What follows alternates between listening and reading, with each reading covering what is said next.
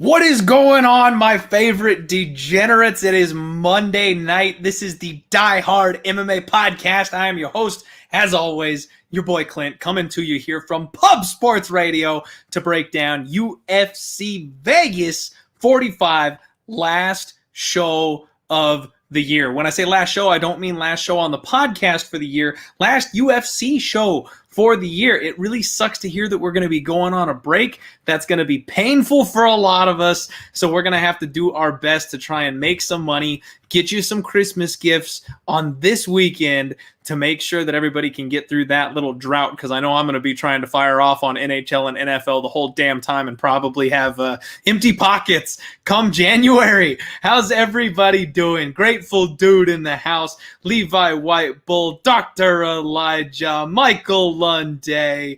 Oh, here we go. FTO Combat, Bernard, hello. Michael Lunday having a good time. Rex Lee, Merry Christmas and Happy Holidays back to you, my friend. Weston Q.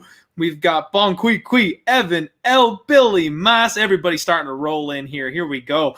All right, so we got a big show for everybody tonight. Like I said, last show of the year. We want to go out with a bang. Unfortunately, still having some technical difficulties on my part, so sorry for the stream video quality there. I've got a big, long email going with the tech support for the company that I use to try to get my damn setup up and running. So hopefully we'll be back to normal starting January. But I've got a great guest and a great show here for you tonight. Welcome back to the podcast by popular demand. My guy, Uncle Weezy. What's up, buddy? How you doing? Oi, what's happening, man? How are you today? Oh, I'm doing good. Couldn't be in a better mood. Coming off of a great UFC Vegas 269, or sorry, not Vegas, but UFC 269. Just a wild-ass night of fights, man.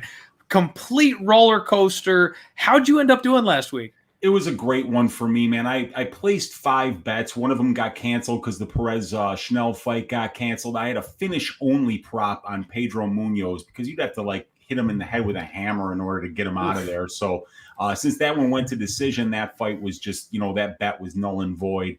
And I cashed Silva Wright fight doesn't start round 3, and that didn't even start minute 3. I had Blanchfield Maverick going to decision, and wow, what a performance by Aaron Blanchfield, by the way. I think, because Pena won and because, Oliveira had a spectacular win, some people forgot about that performance that Aaron Blanchfield put on, and that was really, really impressive. She's only 22 years old. That's unbelievable. And then dude, was. Sorry, go ahead. Sorry, go ahead. Okay, no, keep going, man. Keep rolling.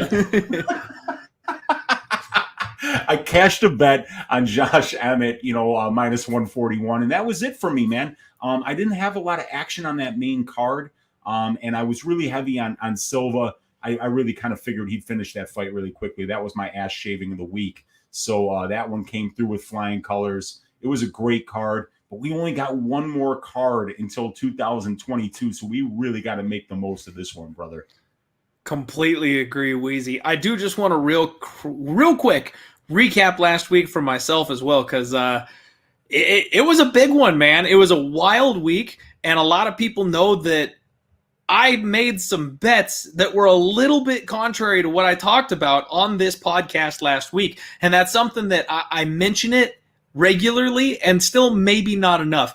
You guys that watch this podcast, you've got to watch my Friday undefeated post weigh-in show, because I come out with everything I can on Monday. I do all my homework. I do all my studying. And sometimes, Weezy and I were talking about this backstage, you've just got to let all that information stew. You got to let it sit in the cauldron for a couple days. And then all the pieces start falling into place. And I like to do that Friday show because I take everything we talked about on Monday and I sit on it, and then on Friday I'm ready to make some more informed decisions. And one of the things I did on the Friday show, Weezy, was I broke down exactly how Juliana Pena was live against Amanda Nunes, and I gave my game plan out to wait until she got through round 1, to wait and see if she actually had the gumption to survive one round of hell with Amanda Nunes. And if she did, we were going to get not only a better number, but a very live fighter, because we've seen Amanda Nunes slow down and gas out in her past before. Now, I can't even get close to taking credit for the way that fight actually played out, because I did not think she was going to stand with Amanda Nunes for that process. I thought it was going to be much more grappling. Regardless, she did it, man. She pulled off one of the biggest upsets we've seen in MMA history, and I got in live at 11-1 on Amanda Nunes after round 1. So ended up having an amazing night. I was actually down a decent bit at that point, so I finished up 7 units, which makes me a little sad that it wasn't just like an out-of-the-park home run type of night. But I got Kaikar France. We got in early on that one. I got Aaron Blanchfield, which I was ridiculously confident on that one, and a lot of people mocked me for it, so that felt really damn good. But I got brutalized, man, by Tai Tuivasa. I had the over 1.5 and Augusto Sakai, so both those getting cracked with Tai Tuivasa winning early in the first round, as well as I bet Munoz, and he lost that decision after. Damn, dude, I thought he had it done against Dom in that first round, but Dom showed some serious heart, came back, worked his way into the fight. I did follow the game plan we talked about last week, and I got Josh Emmett myself at -130. I waited right before kickoff to get the lowest line possible, got in for 1 unit on that one, and then I did end up pulling the trigger on Jordan Wright, actually, man. I thought that was another one that I kind of stewed on, much like Juliana Pena, and felt that it was way too wide. I thought I was going to get it, man. He had Bruno Silva hurt in that fight. Early in round 1, you can see Bruno wince and grab his ribs. I thought if Wright just stuck to him like glue and never made space, he would get it done for me. I would cash both the under and the big dog. Unfortunately, he got clipped like a lot of us kind of figured he would end up getting clipped, so I broke even on that one because I had the under to kind of offset that. And the same thing happened to start my night. Jillian Robertson and Priscilla Cachoeira. I had a bigger bet on the under and then a 1-unit shot on the dog. Thought she came out looking good with a solid game plan early on. Jillian seemed to be struggling with her on the feet, but eventually worked her way to the ground. And, tap, it was over pretty quick after that. Happy as a fan to see Jillian get the win there. So I'm good either way that one panned out, but just glad to walk away with the dub either way. Dude, how about that eye gouge from Priscilla Cachoeira, man? Because I'm a big fan of hers. I root for hers. When I saw that, I was like, you got to be kidding me, man. That was so dirty. So dirty. Wheezy, I'm right there with you. I could not hate that more. Like, that's dirty moves like that. You can say, like, in the heat of the battle, people make mistakes sometimes. Every once in a while someone slips and gets caught with something, and it happens. They're in there fighting for their lives. So I can understand every once in a while, but the fact that when you watch that slow-mo replay, she gouges and misses, readjusts, and then gouges again, I'm like, that was completely intentional and one of the dirtiest things we've ever seen in the cage. So really upsetting because I've kind of gotten in buddy-buddy with Priscilla Cachoeira on Instagram, actually. I'm a regular commenter on her posts and a supporter, and that's the kind of thing that I'm like, damn, man, like I can't be supporting that. I'm not a fan of that at all.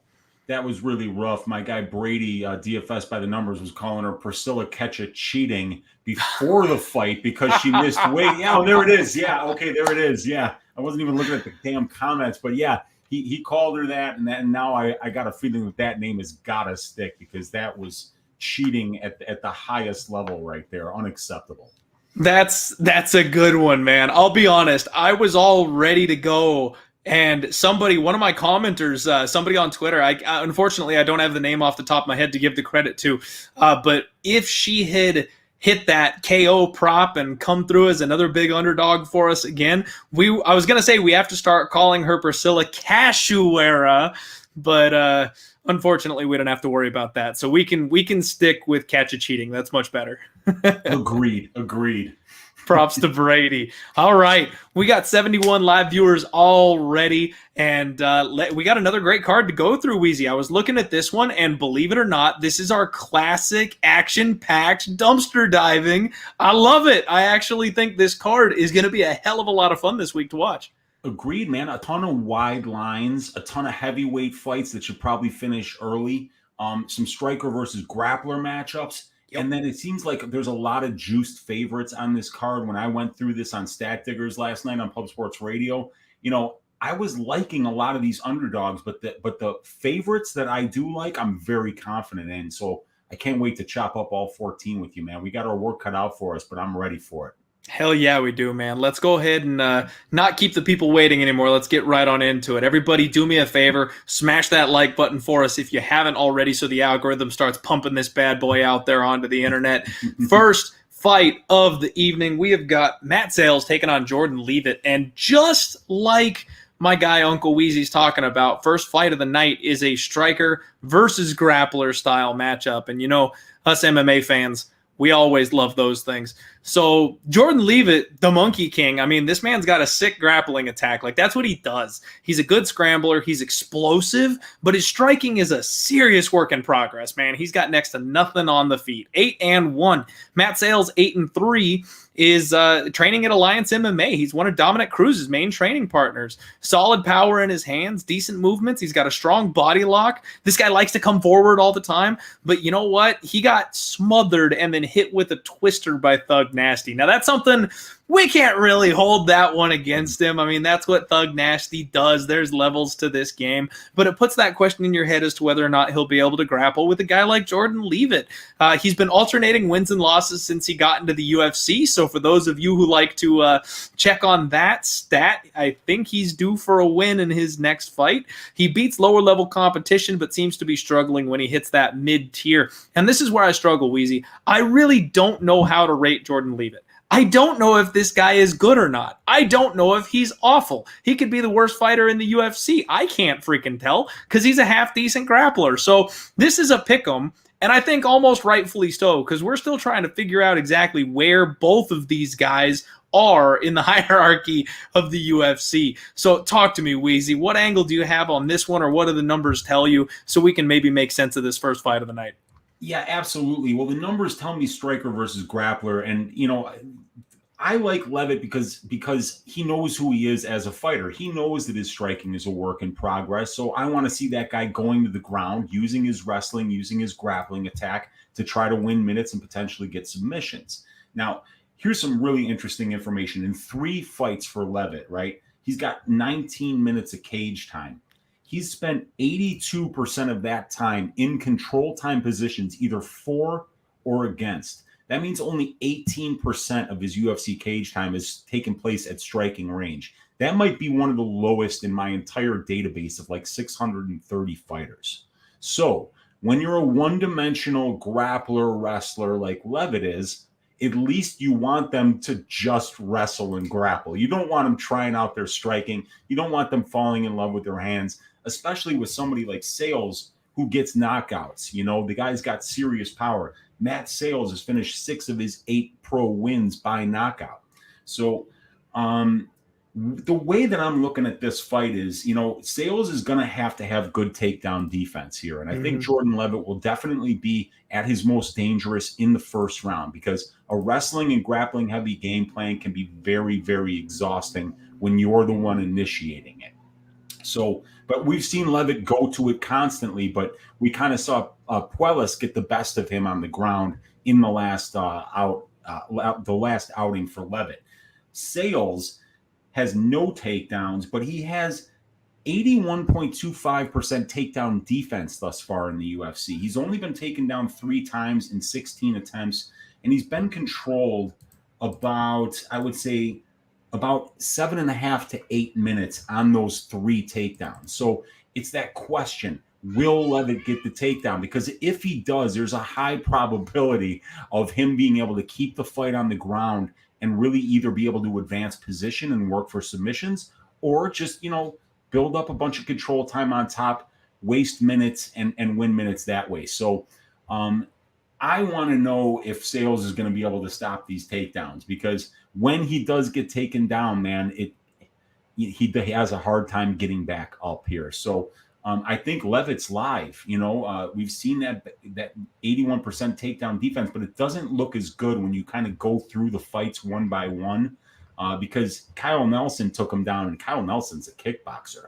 You know, and then we saw the other takedowns were from Bryce Mitchell. Maurice and the other guy didn't even try to take him down. Or, I mean, I think the first guy tried to take him down a few times, but, you know, on the aggregate, it doesn't. It on the aggregate, it looks better than it does when you look fight to fight, and that's the concerning thing for me.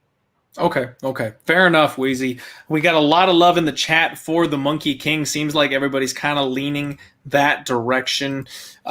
Personally, I kind of feel like I'm not sold on Leavitt, so I think I'd be leaning towards Matt Sayles. As most of you know, if this is your first time jumping on the Die Hard MMA podcast, this is a betting show, so we're talking betting picks. So if I give a pick, but I'm not willing to put my hard-earned money on it, I don't really feel that strongly about it. So I'm going to say Matt Sayles wins this fight, but honestly, I have no intention of being anywhere near this fight from a betting perspective on Saturday. Wheezy, I think there's a whole lot of much better options as far as putting your money on a spot. Well, this is, I think, the closest line fight on the card, and it's that way for a reason because, we Agreed. do have two kind of contrasting styles here. You got Sayles coming off a 2-year layoff, and Sayles is only 27 years old. See, that's one thing that's very important here is we sometimes see these young fighters take a long layoff. I can think of Claudio Puelles, who took a long layoff and has looked pretty damn good since he come back. What about Melissa Gatto? 3-year layoff and comes back, looks spectacular against Victoria Leonardo. We'll talk about that one in a bit. Yeah, exactly. And we got Matt Sayles here on a 2-year layoff. He's only 27 years old. He's got 8 wins, and he's finished 7 of those 8 wins inside the distance. So we could see big improvements from him here. So when we're missing a whole ton of information, it's best just to stay away. And you know what, Wheezy, it's funny, you mentioning that is one of the reasons why I'm kind of leaning towards Sayles. We just saw Leavitt. We know exactly what this guy does. He hasn't had time to go back and patch up his striking. Sayles, on the other hand, his takedown defense could be something special. Hell, he could come out and submit Leavitt for all we know if he's been working on his ground game this whole time. Like, you just have no clue the kind of improvements a young fighter at that stage of their career could be making at a good high-level gym. So I'm going to say Sayles, and probably still a pass from a betting perspective. We'll see, though, if they push this line too far betting the Monkey King. We'll see if I get involved by Saturday. Yeah, I'll probably stay away from this one. I don't see anything jumping out at me yet. In particular, when I don't see anything on the money line I'll go for those time props, and I see nothing on the time props here. Both these guys have high finish rates in their wins, and both these guys really don't get finished in their losses. So it's a big stay away from me on the money line and the time props as of right now. Gotcha. Okay. All right. Well, thank you very much, Uncle Wheezy. Real quick, I totally forgot to mention this on the intro part, so I'm going to hit it real quick right now. Those of you who are on Ass Watch know that I have promised that should I end 2021 profitable from a sports betting angle, because I did lose in 2019 and tripped and fell on my face at the end of the year, blew a 15-unit lead on the last 3 events of the year.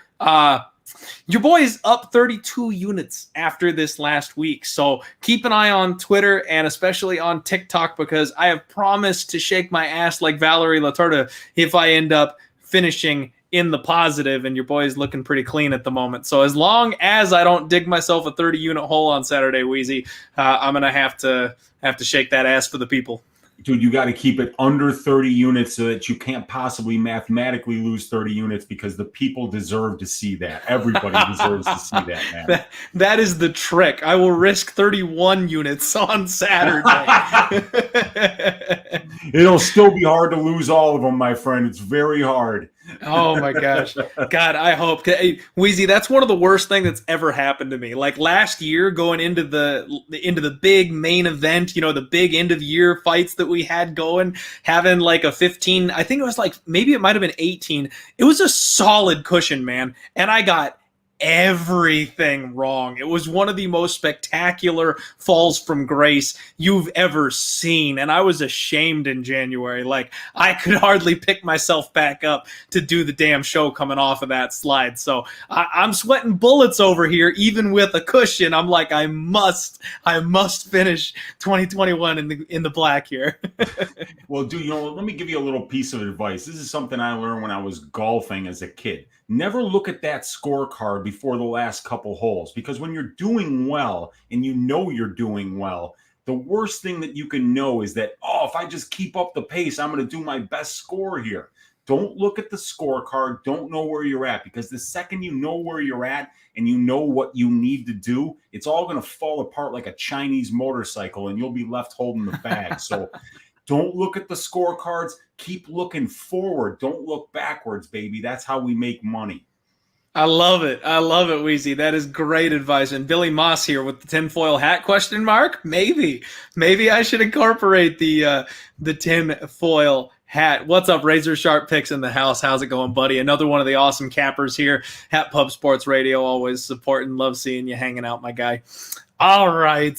Next fight up, Weezy. We've got Don'Tale Mayes taking on Josh Parisian. And in what I think may be an underratedly intelligent move, Don'Tale has changed his name to Lord Kong, because there are a few too many King Kongs in MMA today, Uncle Weezy. So now he is Lord Kong. And I think that's a solid move on his part to make sure he is distinguished from the other Kongs that are out there. But man, honestly, it's one of these guys where it fits him. Don'Tale Mayes is a monster. If he can harness that raw physical power, he could be a problem, man. But right now, he's still just so green. He's 8-4. Josh Parisian is 4-14. And both them, honestly, are coming off of very unimpressive wins over Roque Martinez. Don'Tale Mayes is just a big, lumbering heavyweight, man. He does have nice timing on his counters. He's got that hard teep kick and those big, powerful low calf kicks, big power clinch knees. He does his best work when his opponents are pinned up against the fence and he can just kind of go to town on them. But at range, he's slow. He is so slow. About 2.5 minutes into the fight, he really paces himself, and I'm worried about the speed disadvantage here. He's going to have a 2-inch reach advantage, but Josh Parisian is a high-activity heavyweight. He's one of these guys that gets in there, he sticks, he moves, he's always working with his hands, but he kind of takes one to give one. Even though he has a speed advantage over most of his opponents, he's incredibly hittable. And he does allow opponents to back him up. He's always on the back foot. He has a long jab that he fires down the pipe. That's kind of the one part of his game that I do really like. Man, this is a spot where I am picking Don'Tale Mayes to go ahead and win this fight. But geez, man, like you couldn't get me to bet minus 200 on Don'Tale Mayes with your money. We see he's minus 200. The comeback on Parisian is plus 160, plus 170. And the dog is looking like he's getting a little bit of love. And that hand speed problem, I think, kind of could be an issue on Saturday. I can understand people taking the dog shot on Josh Parisian, but at the end of the day, I just don't think he's very good, man. How do you see this fight playing out, Weezy? Yeah, it's a tough one to bet. It's a really tough. I mean, heavyweight fights are tough to bet, but neither one of these guys is showing like this crazy one-punch knockout power. So you kind of got to get a little bit deeper into the technicals of it, because like when we talk about Daukaus and Lewis a little bit later on, you're talking about guys who only finish by knockout, With Parisian and Mayes, they've got different stylistic things that they do. Parisian throws a ton of volume for a big man.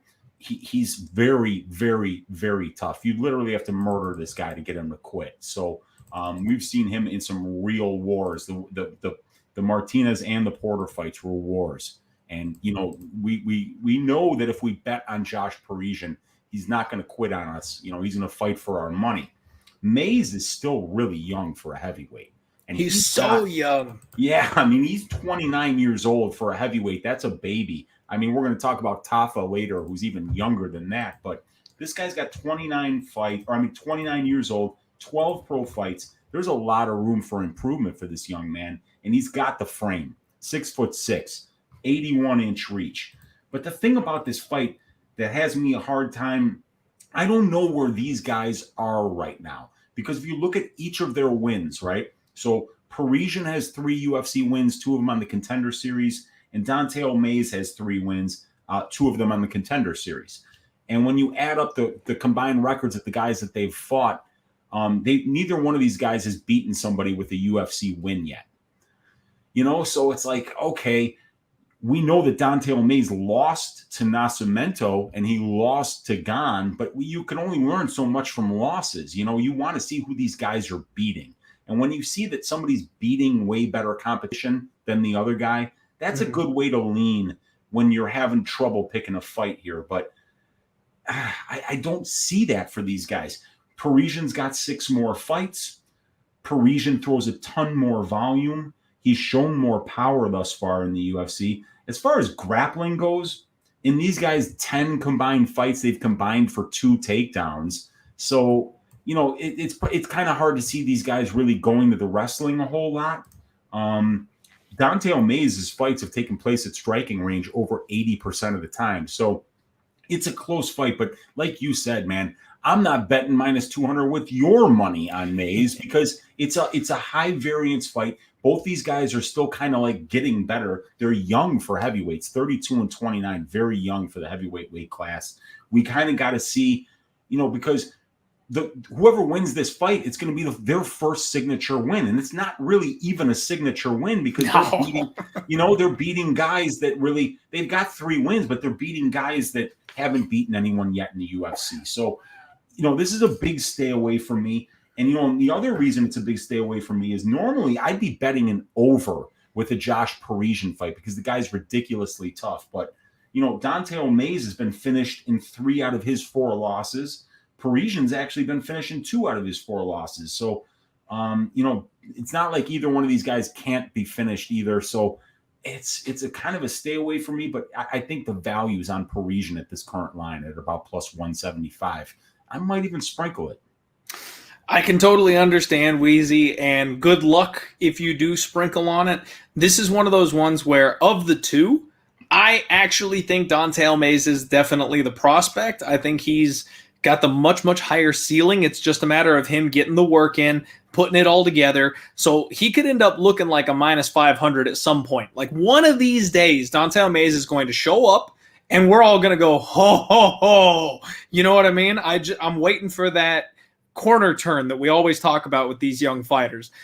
Josh Parisian's the kind of low-level competitor that I feel like maybe he could do that against, but I can't, you know, bridge jump at -200 on a guy hoping that maybe this is the fight that he puts it all together. So I'll wish anybody betting this one luck. I'm going to say Dante O'Mays, complete pass for me at this stage, but they are both tough and they both do definitely slow down. We could get a sloppy heavyweight over 1.5 for sure here in this spot. Yeah, the over 1.5 wouldn't be a bad look either, but we were kind of calling this a 1-800 gambler fight last night on Stat Diggers, you know. Call the orderlies. Yeah, call the orderlies, man. You know, it's hard to bet on this fight, you know, and both of these guys showing 43% striking defense. It certainly could get ugly here.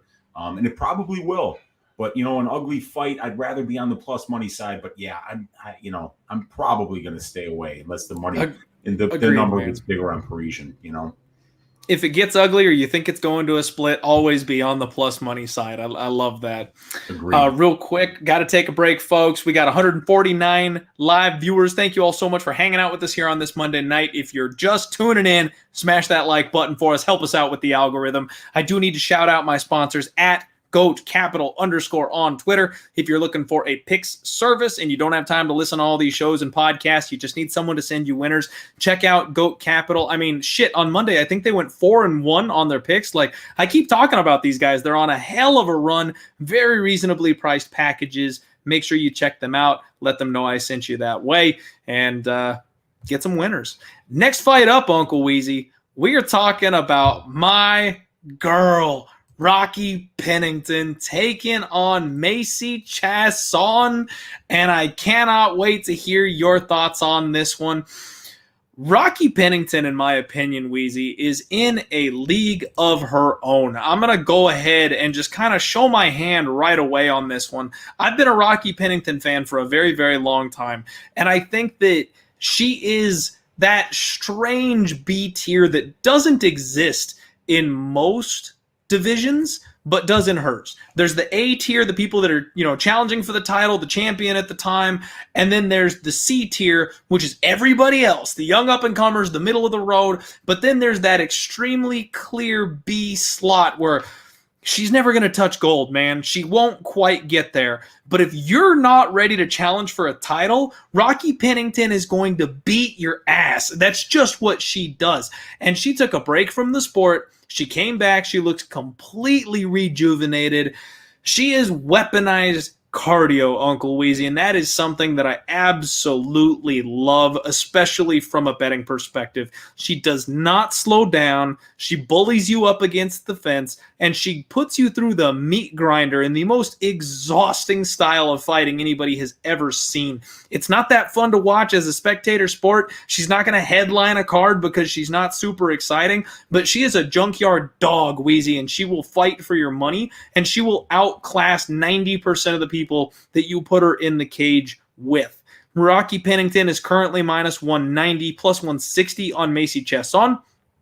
Chiasson's advantages here are the youth, the height, and the reach. She comes from Fortis MMA, strong Muay Thai. She's tall, she's long, she's got a big pawing jab that she sticks out there in your face, nice inside leg kick. But honestly, she struggles to maintain the range. That's something where she hasn't quite figured out or taken advantage of how long she is in a lot of her fights. She's only got a 64% takedown defense, and we know reach doesn't matter for shit when you're on your back. She struggled with the pressure of someone like Marion Renault, who's 40 years old, and hung it up after her most recent fight. Man, this is another spot where I can understand if you're saying I'm going to back the younger fighter because she could be improving. But at the end of the day, we have yet to see her even do well against this level of competition, much less be victorious against this level of competition. I think rejuvenated Rocky 2.0 is more than enough to handle Macy Chiasson. Death, taxes, and Rocky by decision, Weezy. How do you feel about this fight?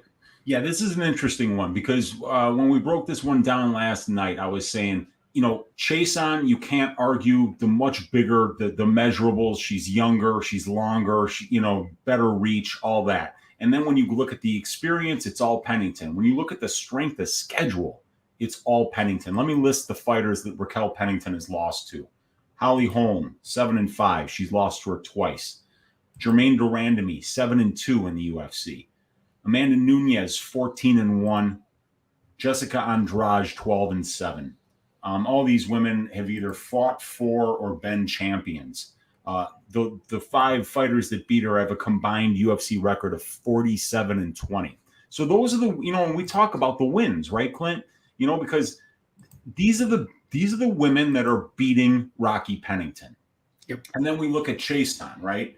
And Chiasson has lost to Lena Landsberg. She's gotten wins over a 5-7 Marion Renault at the end of her career, an 0-2 Shanna Young, a 3-6 Sarah Moras, a 2-5 Gina Mazzani, and then a 4-3 Pani Kianzad. Really good win coming out of the Ultimate Fighter house, but that fight was at 145.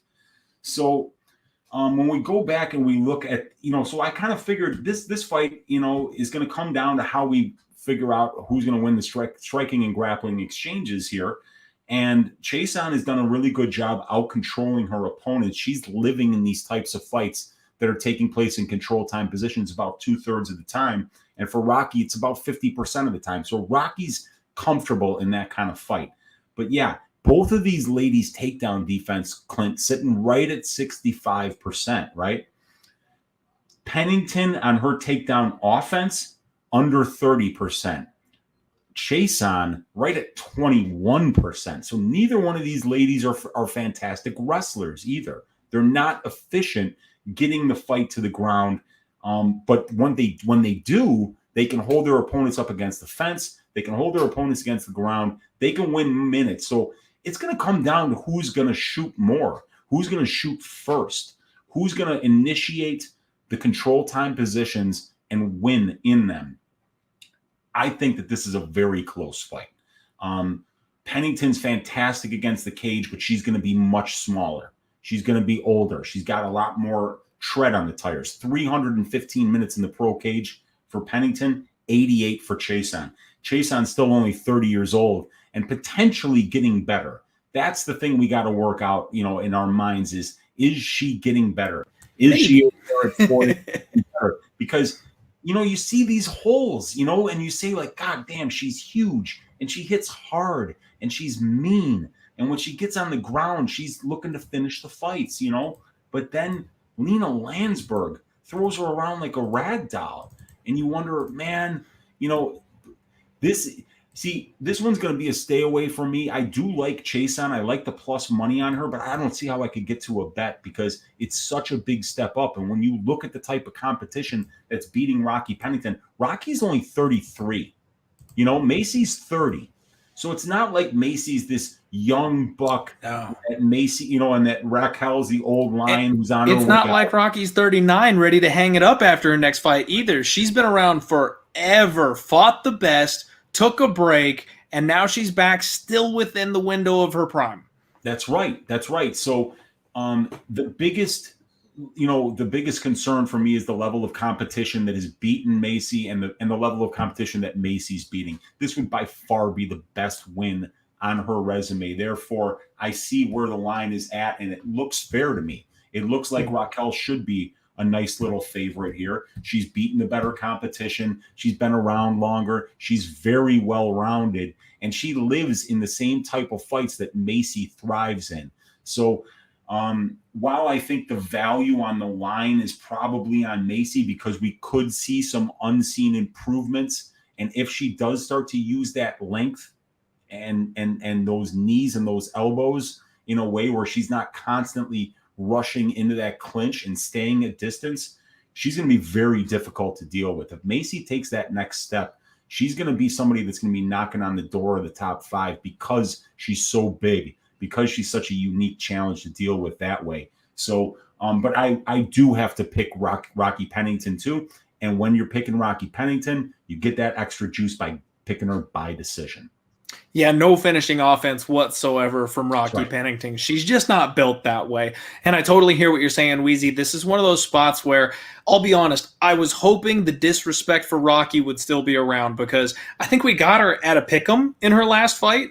I mean, just one of the easiest cashers I've ever had where people are just so down on her and don't understand what she's capable of. I was hoping she'd be minus 125. I was hoping she'd be minus 130.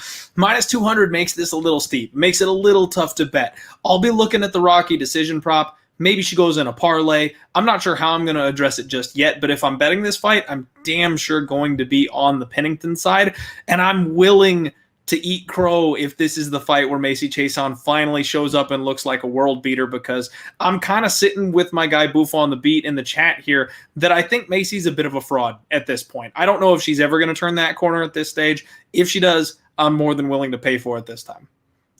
Well, if she does turn the corner in this fight, it's going to be painfully obvious to the entire MMA community because it's going to be a big respected win over a respected veteran opponent like Raquel Pennington. She gets this win, it's going to open a ton of eyes, and people are going to probably start seeing that the ceiling for Macy, once she starts putting it all together, is pretty damn high. For sure. For sure.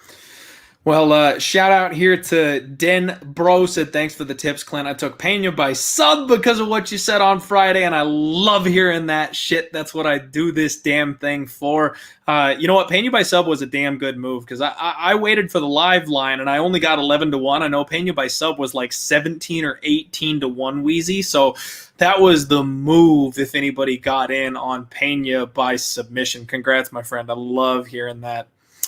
Real quick shout out to my guy George here. Thank you very much for tipping. I need a diehard stimulus check.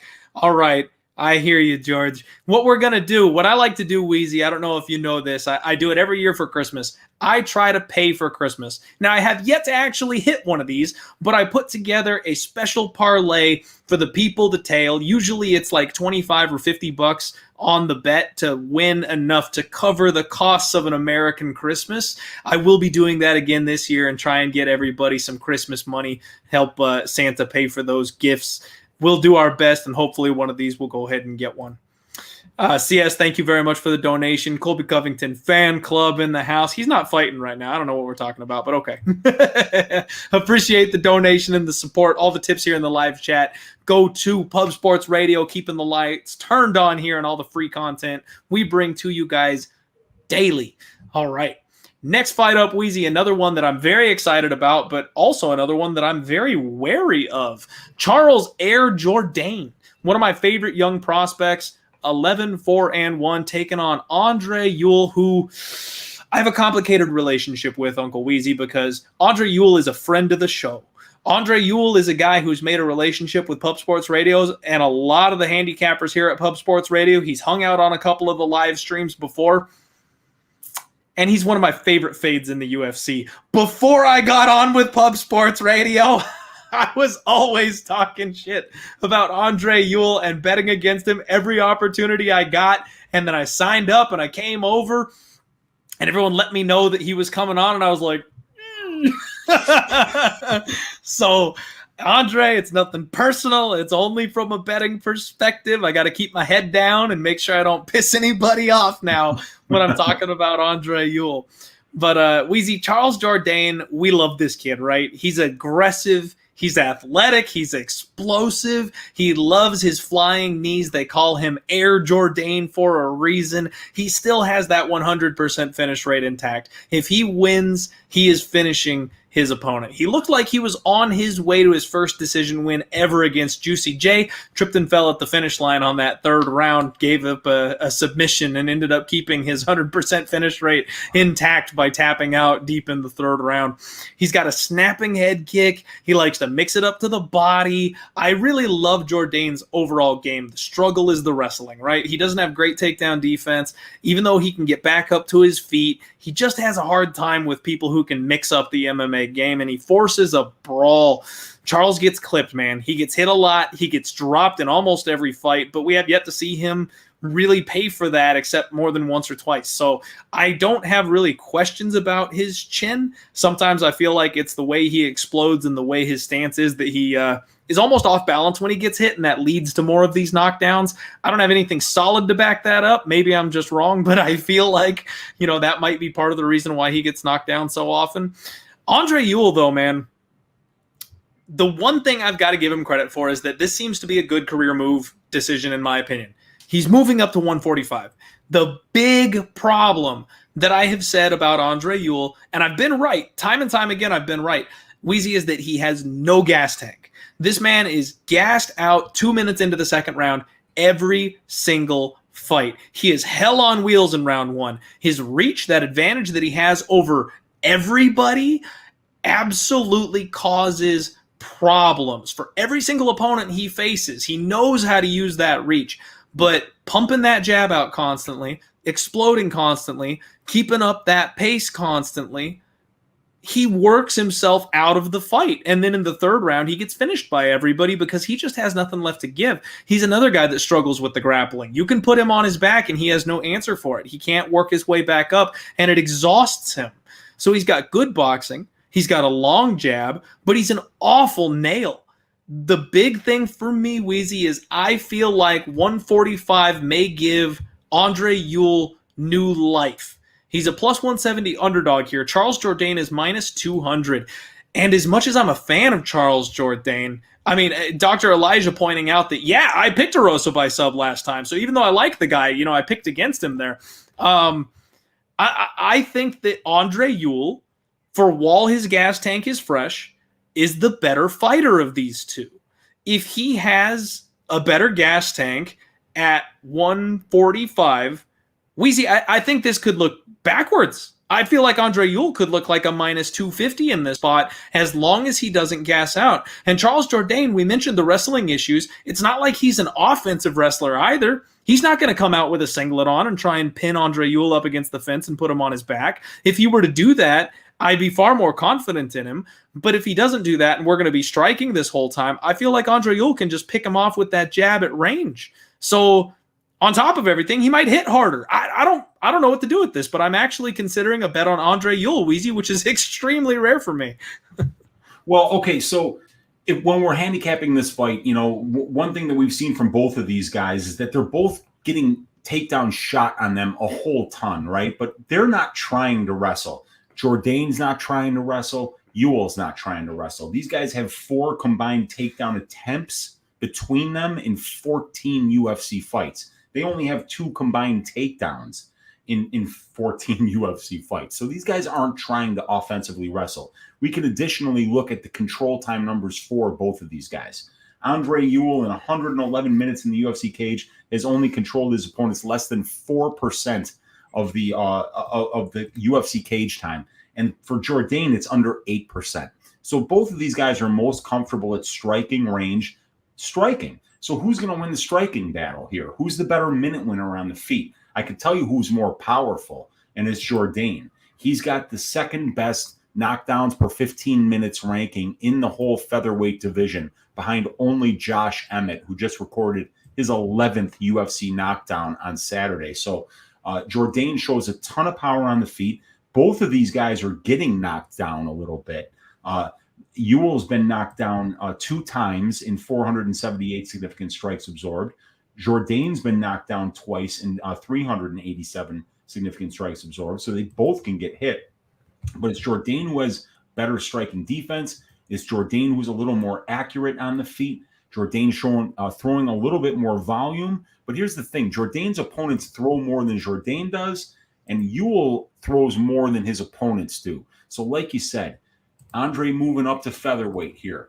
We've seen him fade late in fights because of that volume, So now maybe we could see him, if he doesn't have as nasty of a weight cut, carry that volume, that striking for a full 3 rounds. But, we still have to worry about Jourdain's power, the diversity of attacks that he has. But it's Ewell who's fought the better strength of schedule for sure. It's Ewell who has more experience. Ewell's got a 6-inch reach advantage right here. Andre Ewell's got a 75-inch reach, Jourdain 69. So, when it's on the feet, and it will be on the feet a lot, Jourdain's going to have to kick a lot in order to close that distance, because Ewell's 1-2s will be coming down the middle, and he's going to be able to probably keep him at a nice enough range where he can land his hands and Jourdain can't.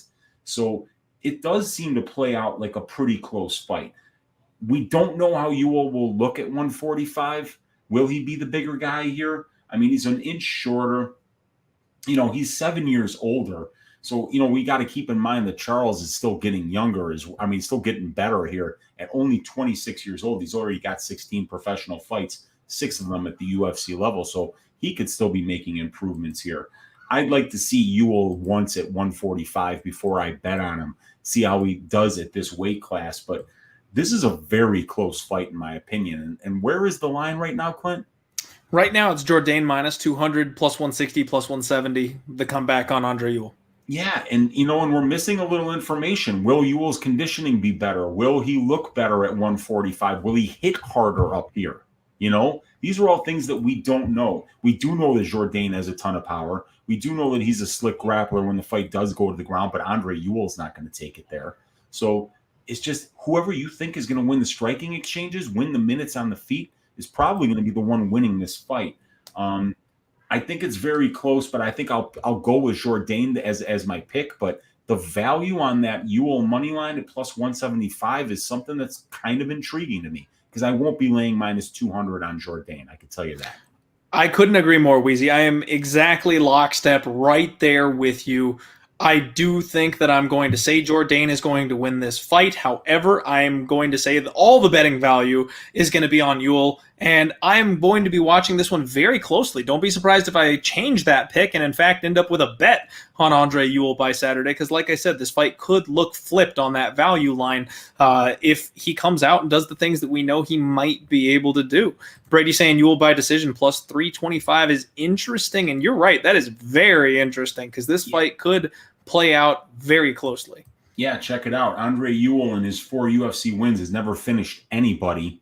And Jourdain, despite having a 100% finish rate in his 11 wins, in his 4 losses and his 1 draw, he's only been finished once, and that was by submission.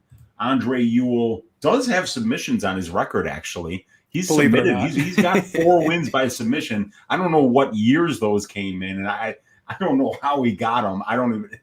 I'm kind of just laughing at the fact that Ewell does have 4 submission wins, but because I was going to say he's not subbing anybody, but I don't think he's subbing anybody. Apparently he is. Yeah, I know. I looked at my stat sheet in front of me and I laughed. I'm like, holy shit, he has subs, But yeah, I'm going to pick that's to win the fight, but I think the value here is on Ewell, man, and Ewell by decision. Very intriguing. If you're on that side, I think that's how he wins this one.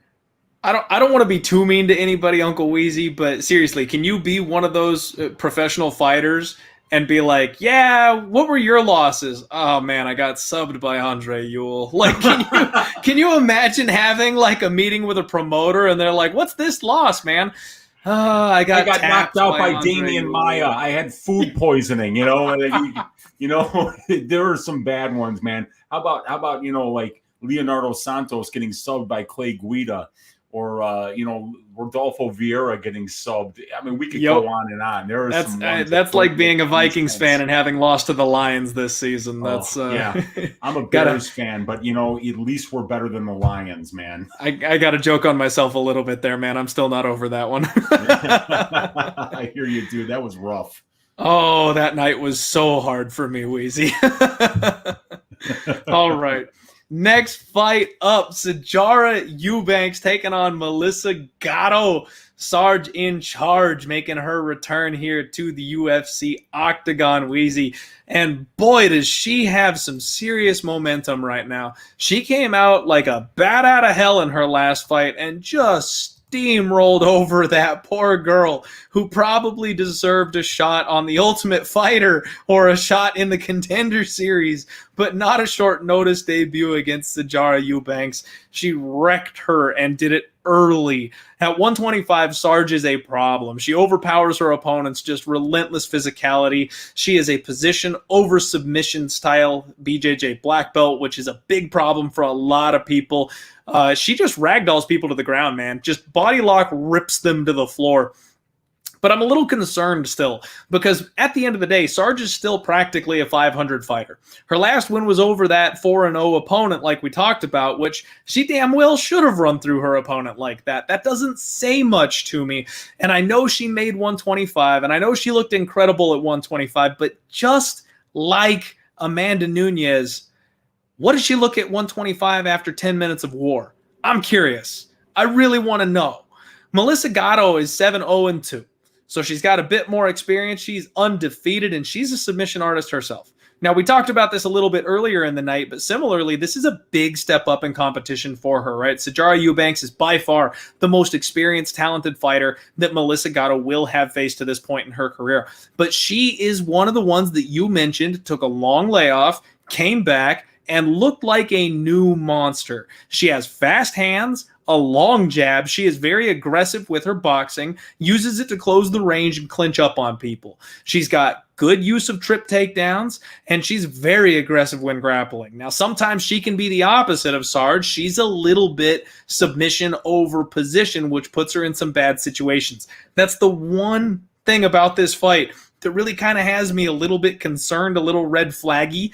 But we've seen her, especially in her last fight, she's got some strong hips, man. If she keeps working on that takedown defense, if she keeps working on that ability to keep the fight on the feet where she wants it, I think she's going to be a problem. She has really good cardio, and one of the things that really jumped at me, Uncle Wheezy, is she is bigger than Sijara Eubanks. Now, I know she's taller. Sarge is thicker than she is, but we're used to Sarge having a significant size and strength advantage, and I'm not sure it's going to be there like she wants it to be in this particular fight, because Gatto is built like a freight train.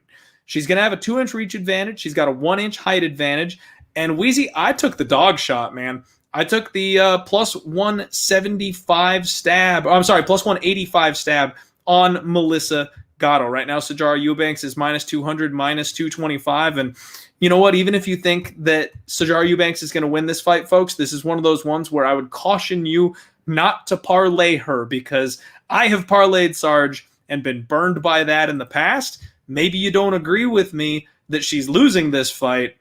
Just be careful with those parlays. How do you feel about this one, Uncle Wheezy? Very interesting matchup here. We got a 25-year-old Melissa Gatto going up against a 36-year-old Sijara Eubanks. That very, very long layoff for Melissa Gatto here, and then she came back a completely new fighter. That striking against Victoria Leonardo looked absolutely fantastic. She looked tall. She looked long. And when she was striking, she definitely knew, looked like she knew how to use that length. And that's so important. And that's going to be so important in this fight. distance management is going to be absolutely crucial for Melissa Gatto here. I think she's going to be able to keep Sijara at the end of her jab. Her takedown defense looked really good against Victoria Leonardo, completely different fighter than Sijara Eubanks. I understand that completely. But when you go back and you watch that fight, in the second round, Victoria got in deep on a double leg, and Gatto's hips were fantastic, backed out and ragdolled her, threw her away from there, and then went on. And Melissa had broken the arm of Victoria, I guess, in the first round. I don't know if it was with a kick. She was in an arm bar for a minute. But what I did was I kind of separated out Sijara's wins from her losses. And I want to go over the takedowns and the control time for and against when Sijara wins and when she loses here. So when Sijara wins, she out-controls her opponents 45% to 7%. So she uses that position over submission grappling and wrestling game. She's 11 of 19 on her takedown attempts in her 5 wins. And she's added up a whole ton of control time, and she's not getting controlled by her opponents. Her opponents only 2 for 8 on takedowns in those wins for Sijara.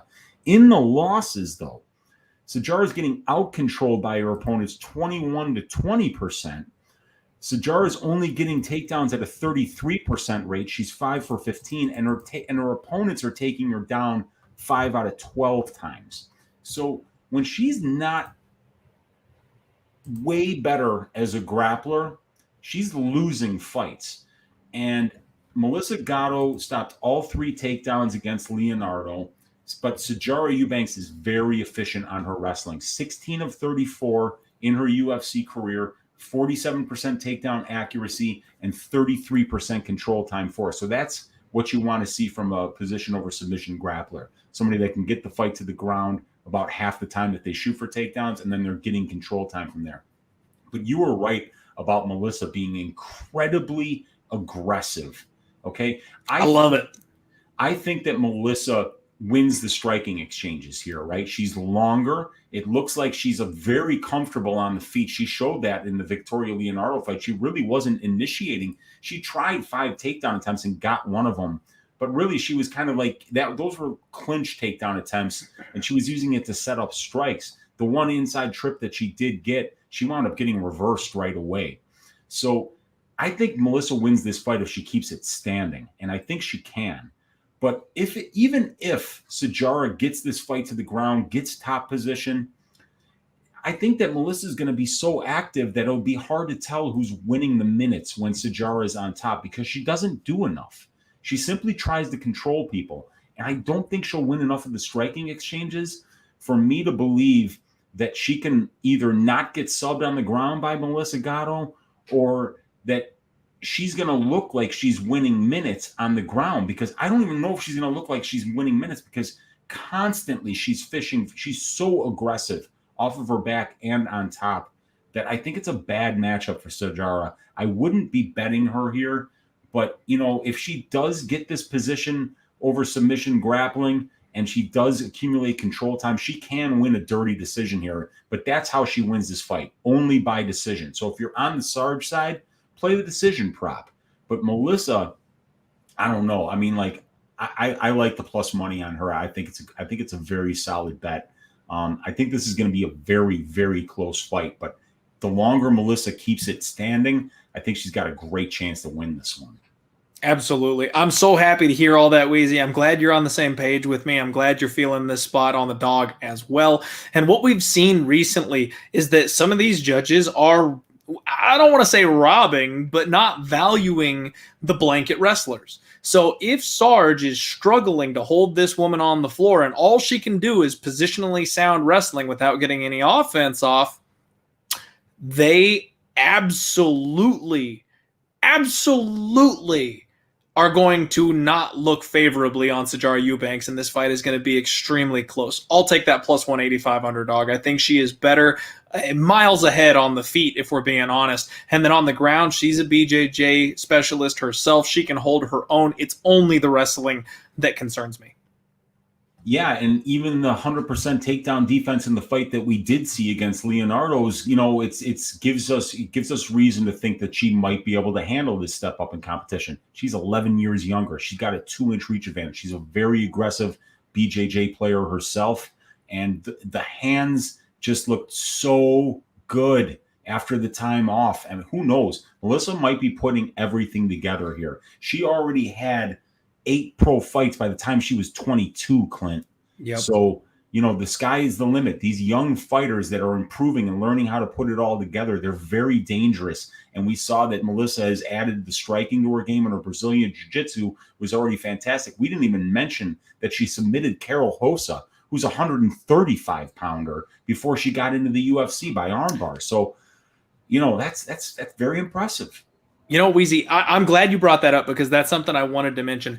As a grappler myself, like I have done Brazilian Jiu-Jitsu. I'm a blue belt. It's been a while. Your boy's rusty and out of shape, but I do know how to grapple. She actually submitted her with a Kimura. And what people who may not follow grappling or MMA, or maybe you're new to it, maybe you just bet it or you're a casual watcher type of thing. If you've never done any grappling yourself, what people don't understand is the armbar is a leverage-based submission. You get your hips on the elbow of your opponent's arm, and you cannot overpower the legs and hips of an individual with a single arm. That's why the arm snaps. You hyperextend it. It's the strongest part of your body against the weakest part of theirs, and that's why that works. The Kimura is different because unless you have the exact proper leverage, it's a power move. It's a strength versus strength move.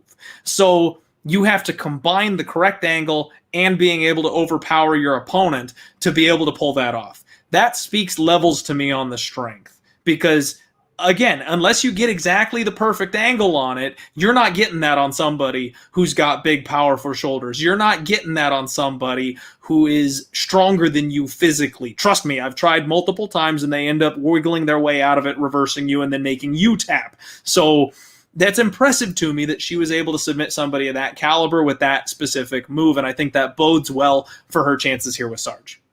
Exactly, because, that was from guard, and that's where she's going to be if Sarge gets her wrestling going. So she could either, really attack with submissions, or potentially sweep her too. And like I say, I think that striking is good enough on the feet that she can win all the minutes that are on the feet as well. So, yeah, great fight. Very excited to see if Gatto does take the next step here because this is a big step up in competition for her. Absolutely, and that's the fear. I love betting against people stepping up in competition. I'm backing one here, but that's because I think the number is right. Weezy, I'm glad you're with me here. I'm going to tangent for just a real quick second. Philly Flipper, you were timed out for just a minute here, man. Don't think I blocked you. You're okay. You're going to be able to comment here again in a second. As most of you know in the chat, we have just very few precious rules here on my show.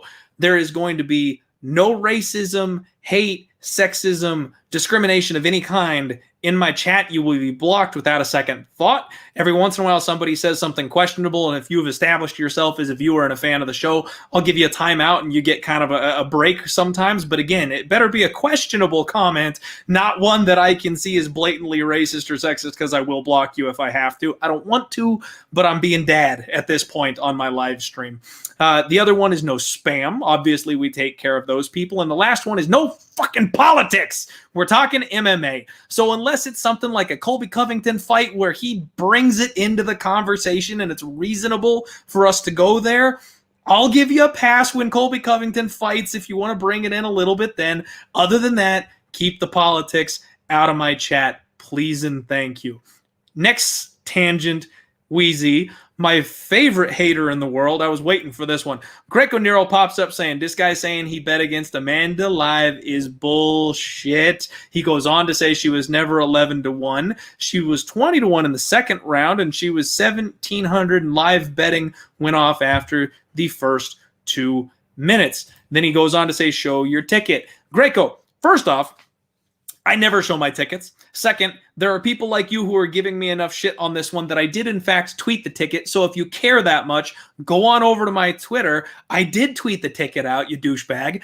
And thirdly, if you watch my Friday undefeated post weigh-in show, I explained very clearly the strategy for watching and seeing if Pena could survive the first round and then jumping in live after that point. So not only did I bet it, not only did I go ahead and cash on it and get the 11-1 live at BetMGM, because that is the site that I used for the live bet in question, I premeditated it and I gave it out to everybody. So quit being such a curmudgeon, you Grinch. It's almost Christmas. All right.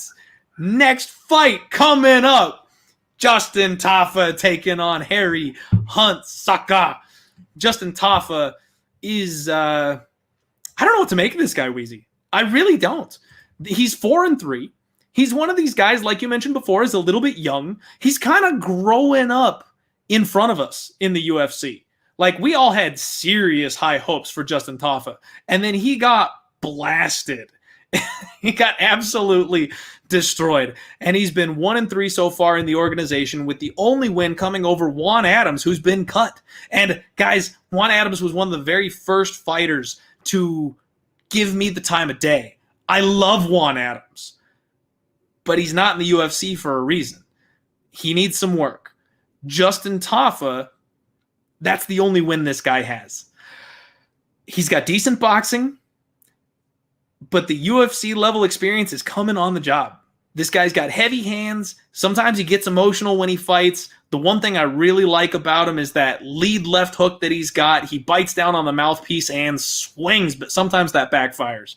Harry Hunsucker, 7-4, kind of the opposite of Justin Tafa. He's a questionable level of competition all the way through, but boy, does this guy have power, Wheezy. He just runs through people, and he does it in a hurry. He's got a big, hard 1-2. He's incredibly explosive, and he relies on these blitz attacks where he's basically putting the whole fight on the line every single time he bum rushes his opponent, and he crumbles when he can't get the finish. That's the thing. He's a good hammer, a bad nail. Big power. As soon as the power comes in return, he's ready to lay down and tap out. He's going to have a 1-inch reach advantage here in this spot.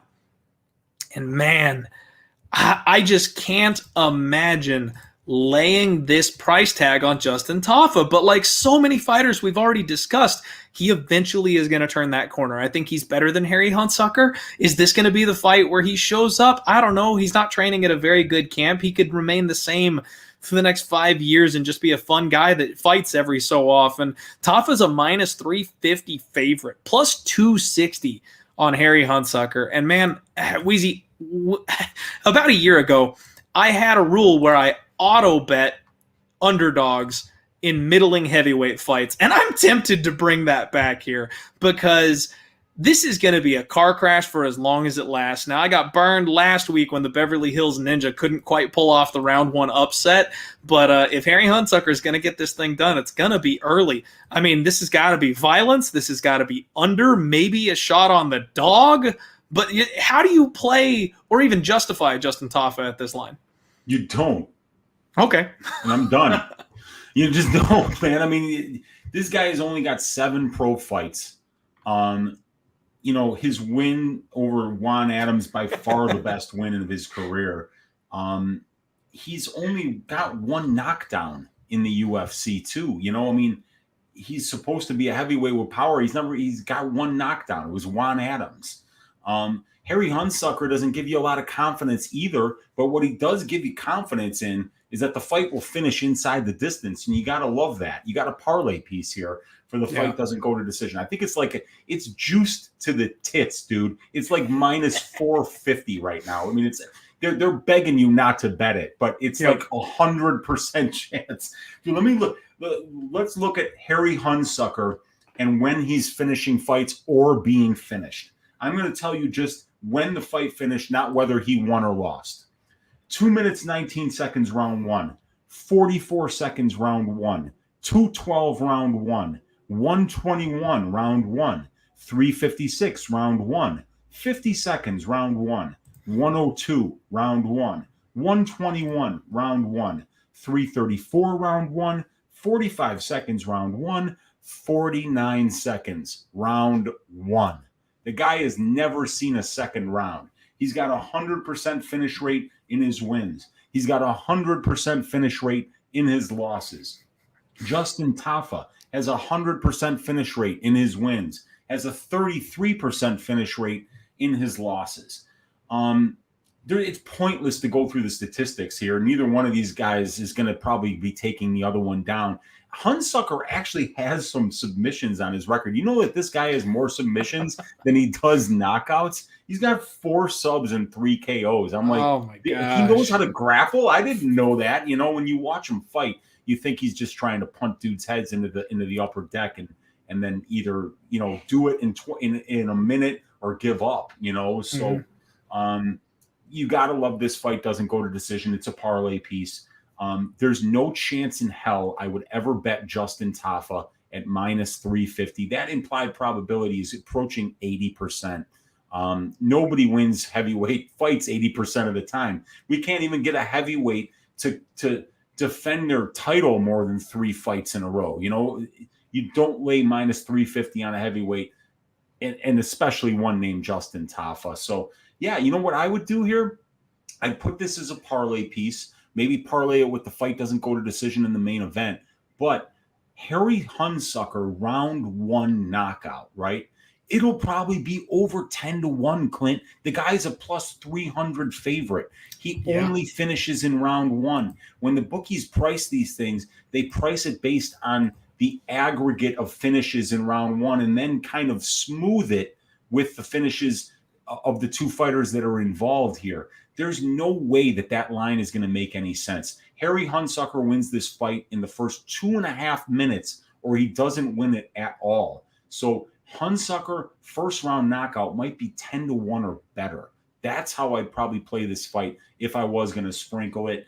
And if it goes to the 3-minute mark, Harry will be huffing and puffing and looking for a way out, most likely. But he's never even seen the second round, much less the third. That's insane. So, yeah, this fight's gonna end inside the distance, end violently. My bet would be a first-round knockout prop on Hunsucker, though, and I would sprinkle it just a tiny little bit because I have very little confidence in him.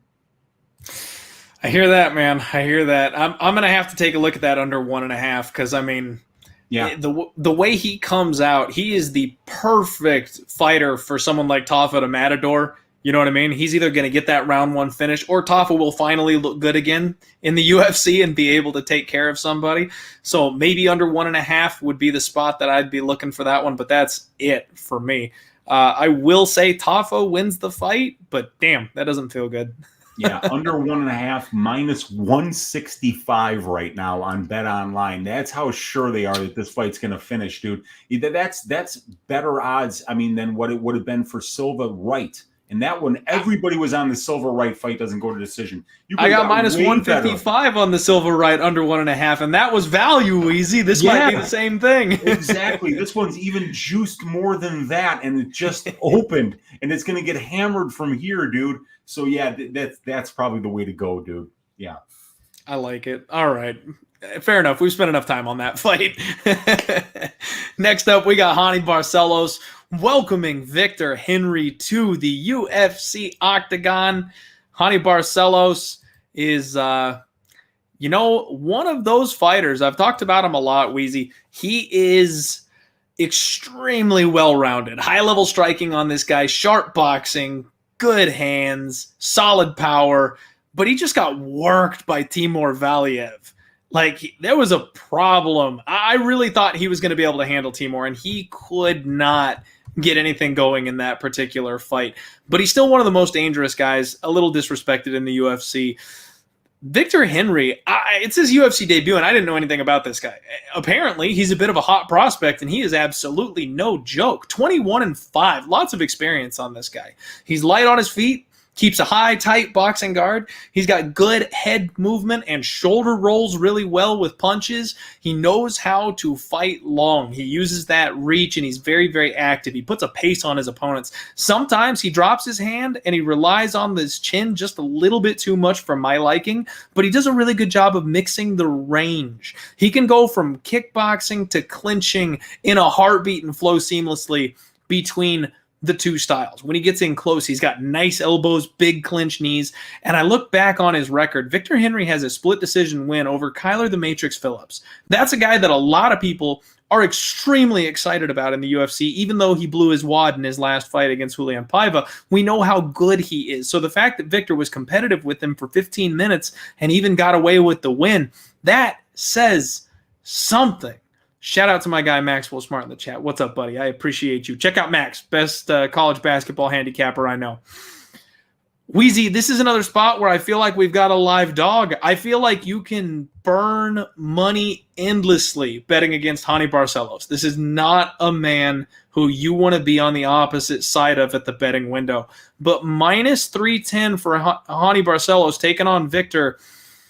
I think this is a clear case of a known commodity where people are expecting the bounce back and an unknown fighter who is far better than people expect him to be. I mean, Hani may still win this fight. He's very good. He is battle-tested at the UFC level. But Victor Henry's going to bring the fight.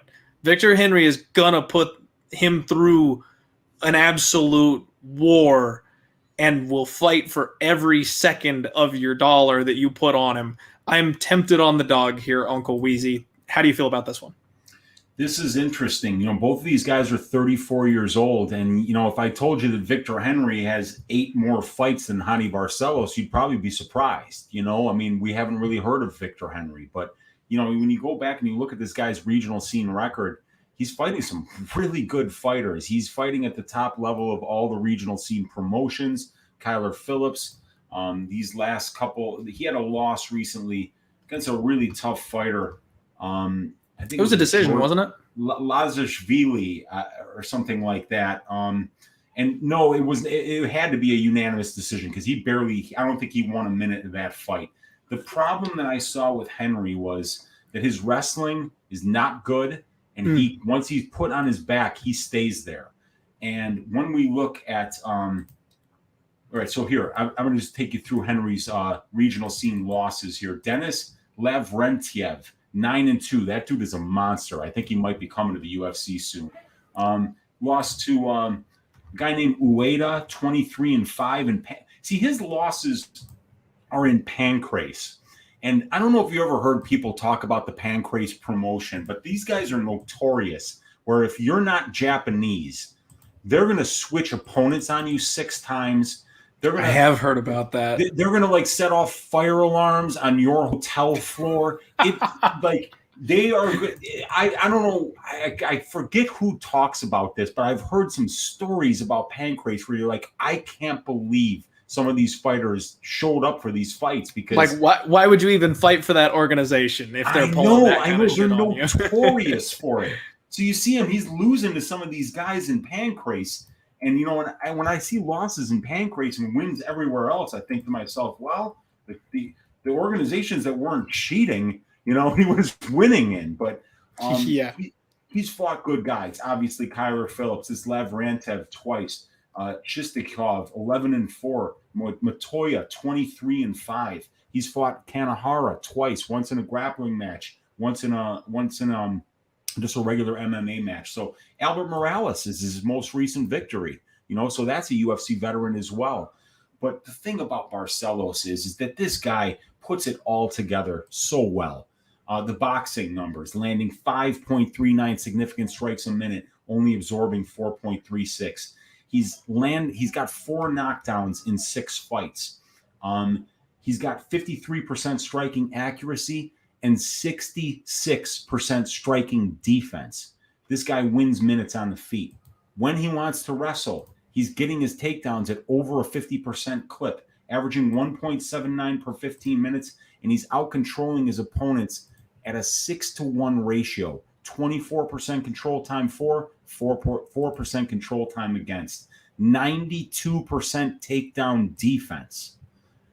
This guy doesn't have any holes in his game except for his conditioning because he cuts too much weight to make it down to this weight class, 135. Barcelos is huge for it. He's 5'7", 67-inch reach. He's too big for this weight class, and he kills himself to make it there.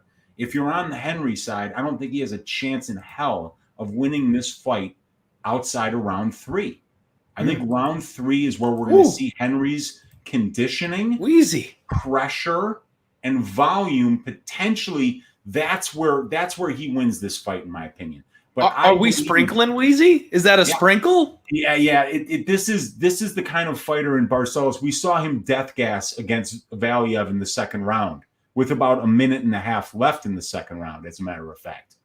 So, we do know that the weight cut's a problem for Barcelos. I think Barcelos should dominate this fight. I think he's way better than Victor Henry on the feet and on the ground. What happens if it gets extended, though? So here's what I would do. If you're on the Barcelos side, and I am on the Barcelos side, I would bet him inside the distance because I think he's actually going to finish this guy. Victor Henry has never been finished, though. 5 losses, 26 fights. He's never been finished. But Ronnie Barcelos is a really good finisher, 63% finish rate. He's finished 3 of his 5 UFC wins, and he hits very hard, and he's very active with the ground and pound when he does get on top. And Victor Henry does not get up.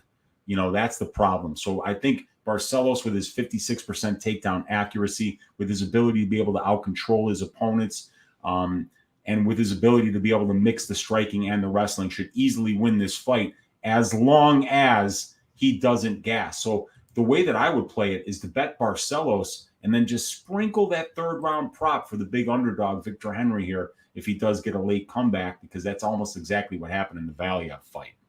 Okay. All right. Wheezy, I love it. I love that approach to this fight. I'm going to be looking at Ronnie Barcelos by submission with that giant grappling advantage and the way that Victor has that hole in his game. I would think that submission may be far more likely over a tough guy that doesn't quite want to give in. I like that Victor Henry round 3 prop. We'll see. There's a couple of ways we might attack this one. That was an excellent breakdown, Uncle Wheezy, for a lot of people, myself included, who are not familiar with Victor Henry. And a very early candidate to keep our eyes on for that Friday undefeated post-weigh-in show, because Ronnie Barcelos struggles on that scale sometimes. We'll be able to see whether or not we feel like he had a good look this week, and we'll see what happens. Maybe a live dog, maybe an inside-the-distance shot. We've got some options here. Absolutely, man. Yeah, and you said it perfectly. You've got to see Ronnie on the scales, man, because it's a very important piece of information. All right. Shout out, thoughts and prayers to our guy Ratchet here. Nunez blew my 13-fight parlay, almost cashed $19K. Taking a week off, man. We can all understand that. Sometimes taking a week off is the best thing for you. I apologize for your loss, but everybody should make sure and check out my most recent TikTok, because it's exactly about this situation for everybody. So hate to laugh at your pain, Ratchet, but I'm sorry. That was a rough one for so many people, man. I didn't bet that fight, but man, I mean, to hear somebody miss that huge of a parlay, and it's the one leg that you were the most sure of, it's just heartbreaking, man. The bookies just kicked their feet up, Wheezy. Yeah, that was one of the ones where everybody tied Nunez into every NFL and college football parlay they had. It was all coming down to that one leg, and she broke it and saved them thousands, hundreds of thousands. The bookies are extremely grateful to Juliana Pena this week. We got a donation from Big Steve. Thank you very much, Big Steve, for the dono. Wheezy looks like Clint if Clint dressed up as a woman for Halloween. The glasses are similar. The hair is not. Oh, I love it. Thank you very much, Big Steve. That was fantastic. All right, we're going to move this bad boy right along, and I was too busy laughing at the chat to get the next screen queued up. So give me 2 seconds here to go ahead and get this going. All right. Gerald Meerschaert taking on Dustin Stoltzfus, one of the best last names in the game. GM3. Boy, you know what? I almost feel like I need to make a public apology video to Gerald Meerschaert, because I pronounced him dead on arrival in his last fight, and he shut me up, Wheezy. I don't know how. I don't know where he found the chin that he took with him into the octagon his last time out. He must have rented it from somebody, because that wasn't the Gerald Meerschaert that I am used to seeing. This man is a phenomenal grappler. He can choke out basically anybody, and he is the comeback king. He wades forward, he gets hit, and he just walks his opponents down for 15 minutes until they finally start to tire and give up positions, and then he submits them.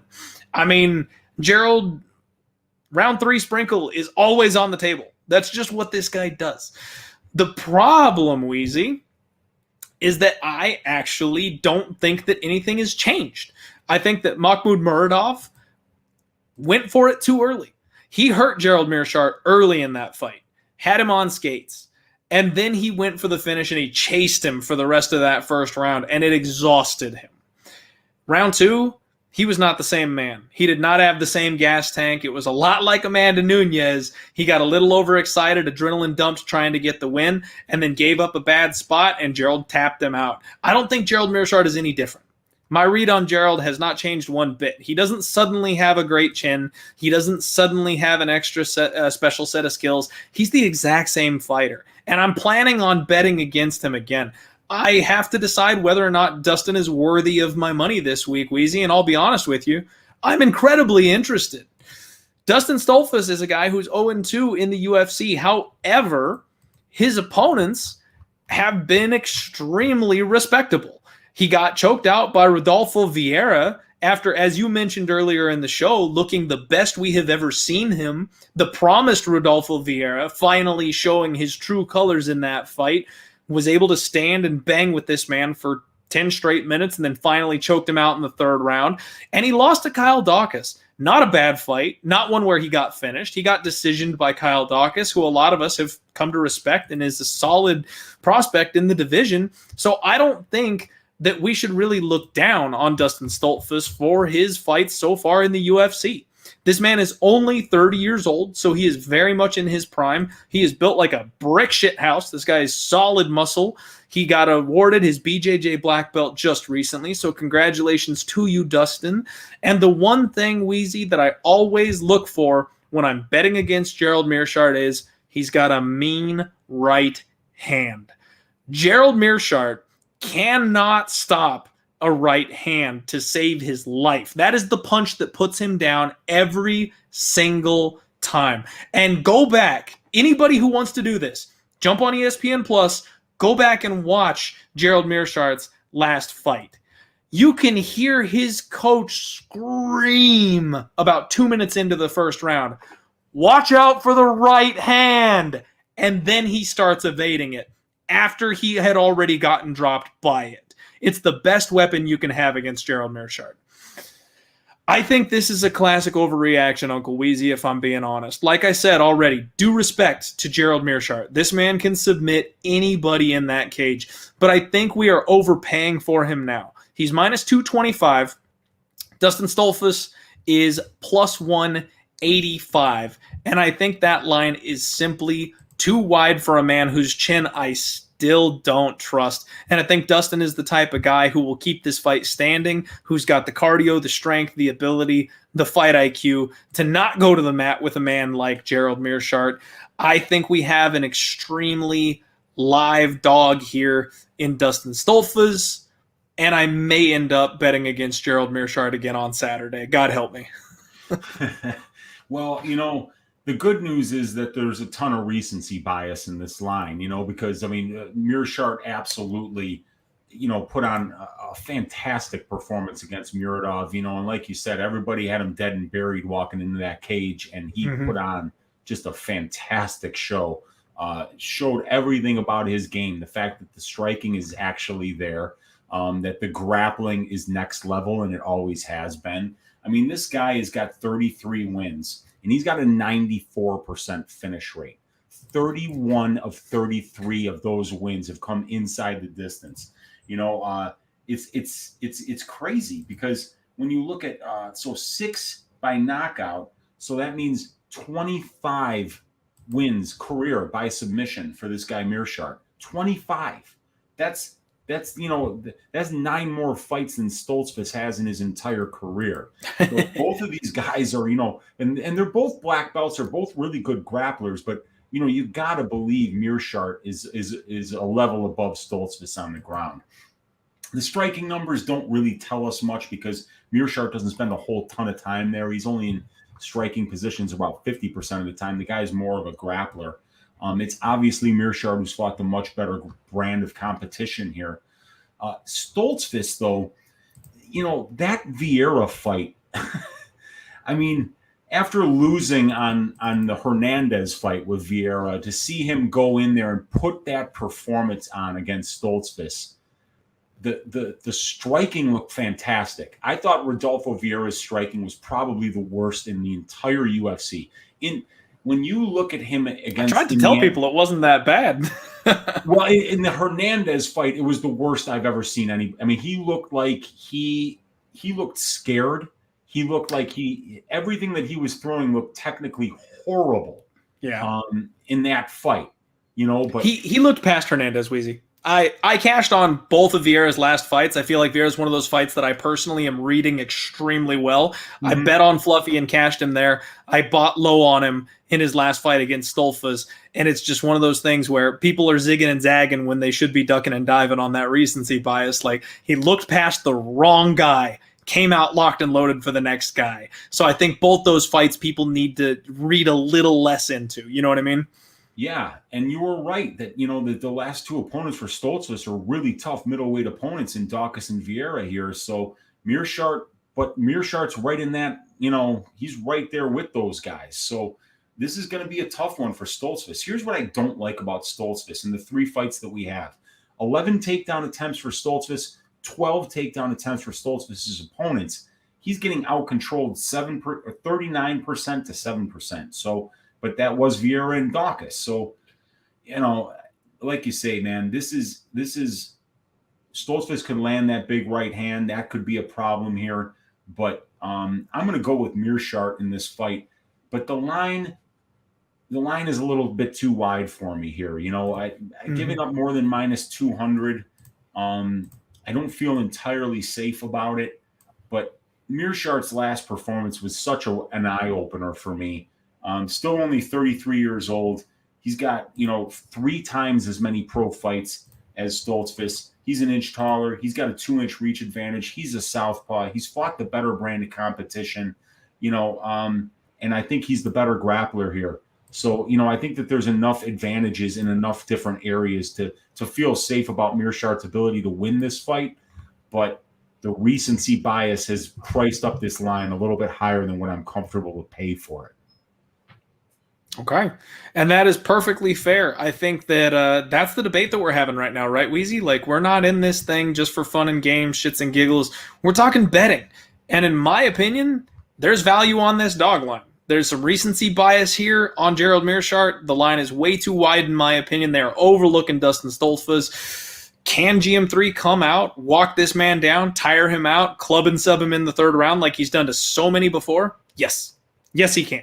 That is on the table. He's the favorite to do so. So don't get it twisted. I don't think this is going to be a breeze or a cakewalk.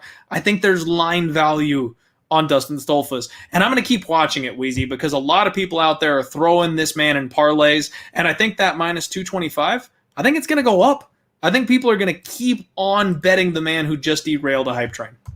I agree. The only win for Stoltzfus at the UFC level was against Body Bags Pfeiffer, and it was because of a dislocated elbow due to a takedown. And that's the only takedown that Stoltzfus has gotten in the UFC.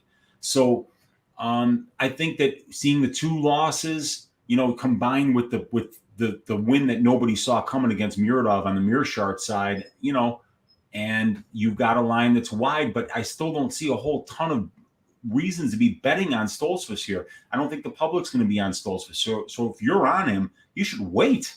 You should absolutely wait. You might get much better money later on in the week here, because it's hard to bet against somebody when the freshest idea of in your mind is this guy was like a minus 400 favorite, Muradov, over Meerschaert in that fight, something like minus 400. So for Meerschaert to come out and look as good as he did, dominantly win that fight and win it inside the distance, I think people are going to be looking to put their money on Gerald.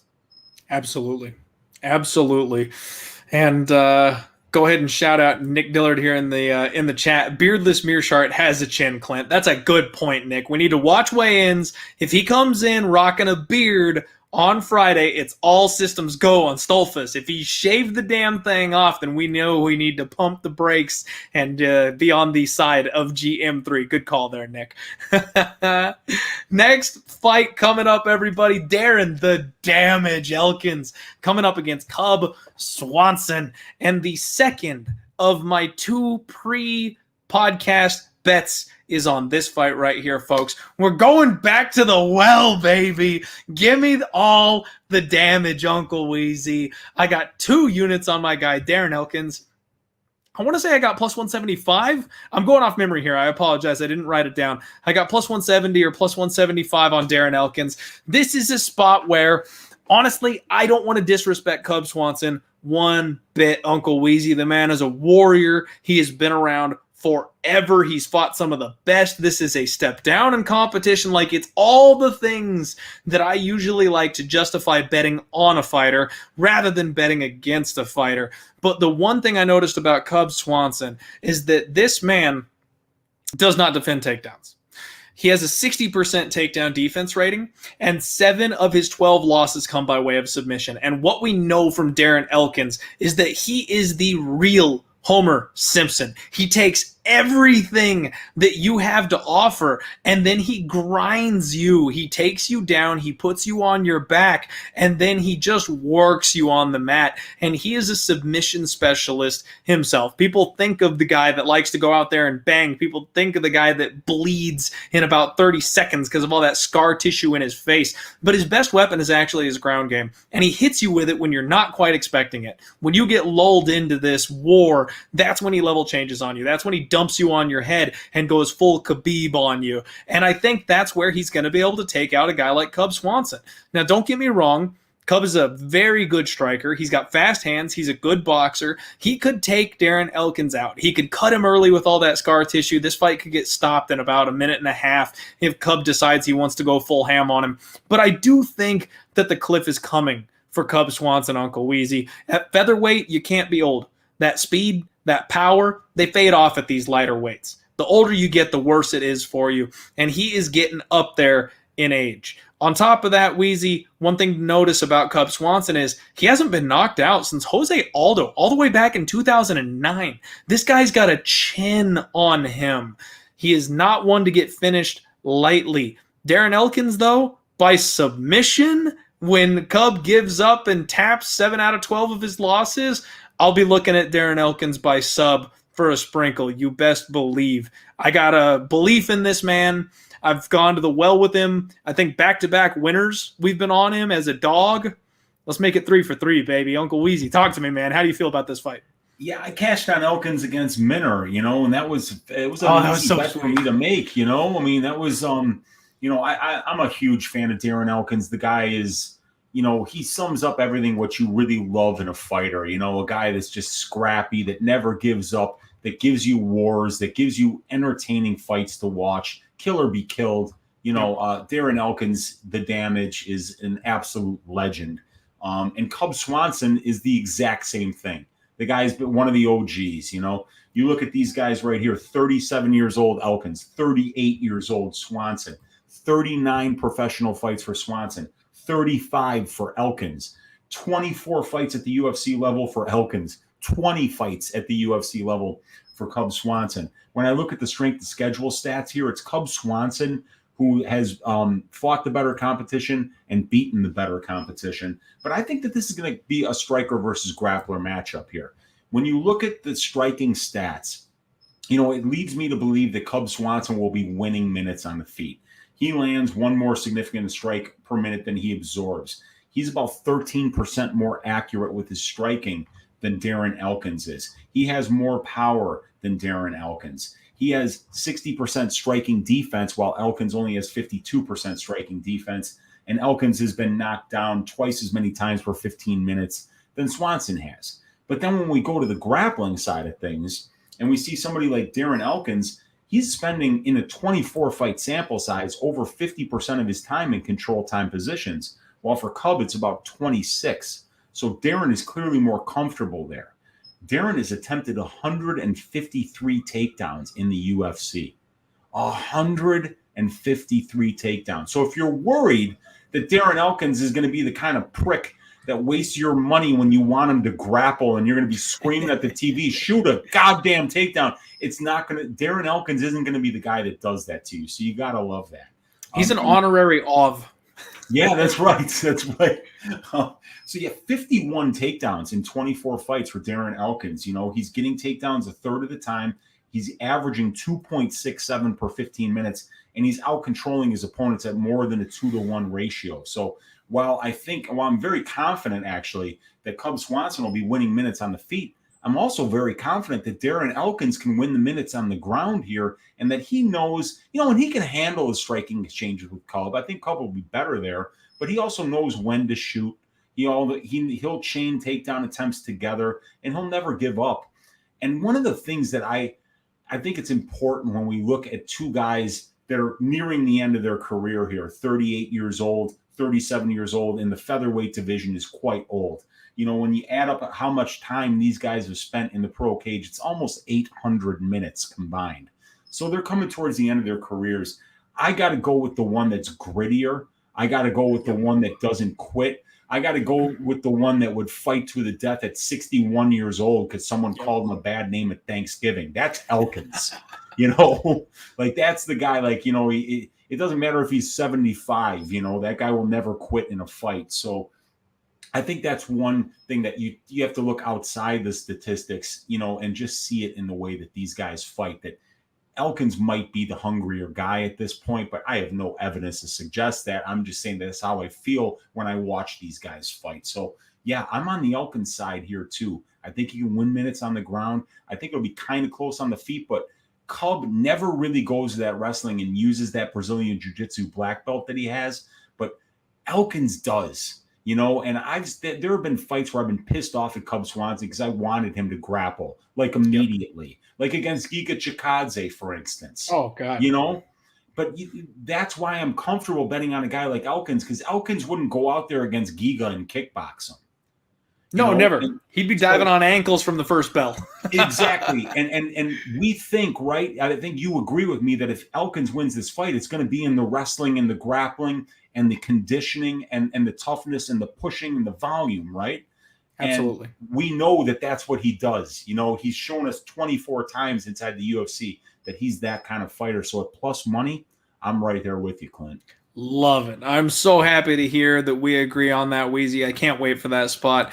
And somebody in the chat, I apologize, I missed you, asking if there's any sprinkles on this one. I mean, Darren Elkins is the guy where you always sprinkle round 3. Like, he is always going to be live for a comeback at the end of the fight, or if he just dominates the wrestling for his opponent to gas out and get the sub. I think sub is probably maybe the better way to go than the round specific, but if you want to do sub, if you want to do round 3, if you want to do round 3 sub, I think there's sprinkles all over it for the dog here. I like this spot, and I'm very much looking forward to riding to the bank again with Darren the Damage Elkins. I love that guy. All right. We got to move this thing along real quick. Everybody say a real fast prayer for me, though, because I'm in 2 fantasy football leagues, and both of them come down to Kyler Murray having a damn good night. One of them I'm fighting for my playoff spot, and the last one is first round of playoffs, and that's the Pub Sports Radio League, where I need to win to dominate the other personalities and talk my shit about everybody else on Pub Sports Radio. So we need Kyler Murray tonight. Everybody, send the energy. I need Kyler and Cooper Kupp. I win the regular season of my big money league, which is almost like $2,000. Wow. If I can get big games out of Cooper and Kyler tonight. So, yeah, I'm right there with you, brother. Let's go, Kyler Murray. All right, Weezy. Give me 6 passing touchdowns and 1 rushing touchdown, Kyler. Let's go, man. There we go. We party at Wheezy's if that happens tonight. I love it. Let's do it. Thank you, Sean Knuckle, for the donation. $10 here. 'Twas the night before Christmas, and all through the pub stood Clint in the octagon to win by KO or sub. Stay on the channel. Don't turn the station. Happy holidays to the diehard MMA nation. Beautiful, Sean Knuckle. Thank you very much. I usually hate poetry, but that's as good as it gets. God bless. I love it. Absolutely nailed it. I love it. I'm going to tweet that. After the show, I'm going back and tweeting that. That was awesome. All right. Next fight up, we've got Diego Ferreira taking on Mateusz Gamrot. And I do apologize, folks. We're going to pick up the pace just a little bit because this show is going a bit long, and I know my guy Wheezy is pulling some overtime after a show with Brady right before this one. Carlos Diego, 17-4. Gamrot is 19-1. This is Fortis MMA versus ATT, baby. Carlos Diego has hit full-on gatekeeper status, in my opinion, Wheezy. He's a strong grappler turned striker. His boxing is sharp. He's got stinging power, and he likes to stay right in your face. He's got good body kicks. His back takes are slick. That BJJ really is still his bread and butter. That's where he's most dangerous, but he just got knocked out of contention. 6-fight win streak broken by Dariush, and then Gregor wrecked him. Now, it wasn't a bad knockout. He just ran out of gas. Gregor did what Gregor does. He's got a 66-inch takedown defense, and that's kind of the problem here. Carlos Diego has a 4-inch reach advantage. Mateusz Gamrot, this man can wrestle. He's another one who dives on your ankles in a hurry. Filthy, flowing grappling from top game. Very strong offensive wrestling. And that top position is just nasty, man. He knows what he's doing up there. Coming off an easy sub over Jeremy Stephens. He does also have stinging power and a big right hand. I like Mateusz Gamrot, but this is a spot where I feel like a lot of people are counting out Carlos Diego. I think I'm going to pick Mateusz Gamrot to win, but another spot where I really don't feel comfortable laying -200 on him. One thing you guys got to know, this line opened up -155, and it's been the bettors who have pushed this up to -190, -200. So there's probably a little bit of value on Carlos Diego at this point, considering it's gotten so much wider than the opening line. I'm going to pick Gamrot. I don't know that I'm betting this fight, Wheezy. It's close in a lot of categories. You know, Gamrot's 6 years younger, but Ferreira's got a 4-inch reach advantage. But both these guys got 21 pro fights. Gamrot's been a champion in KSW, so he's fought decisions, you know, definitely is ready to go the distance here. But yeah, it's an interesting stylistic matchup. Gamrot in his 3 UFC fights has shot for 23 takedowns. So, you know, when we see a 66% takedown defense out of Ferreira, and that he's spent, you know, like 28 minutes on his back on those 18 takedowns that he's gotten, or I mean that have been gotten against him, I think Gamrot can definitely win minutes on the ground here, as long as he stays out of the submissions of Ferreira. And then the striking, I mean, the numbers that Gamrot's putting up, landing 4.1, only absorbing 2.09, 65% striking defense. He's getting knockdowns, but he has been knocked down twice, Gamrot. So that's something that we do have to watch for, because Ferreira does have a little bit of power. He's gotten a couple of knockdowns in his 12 UFC fights.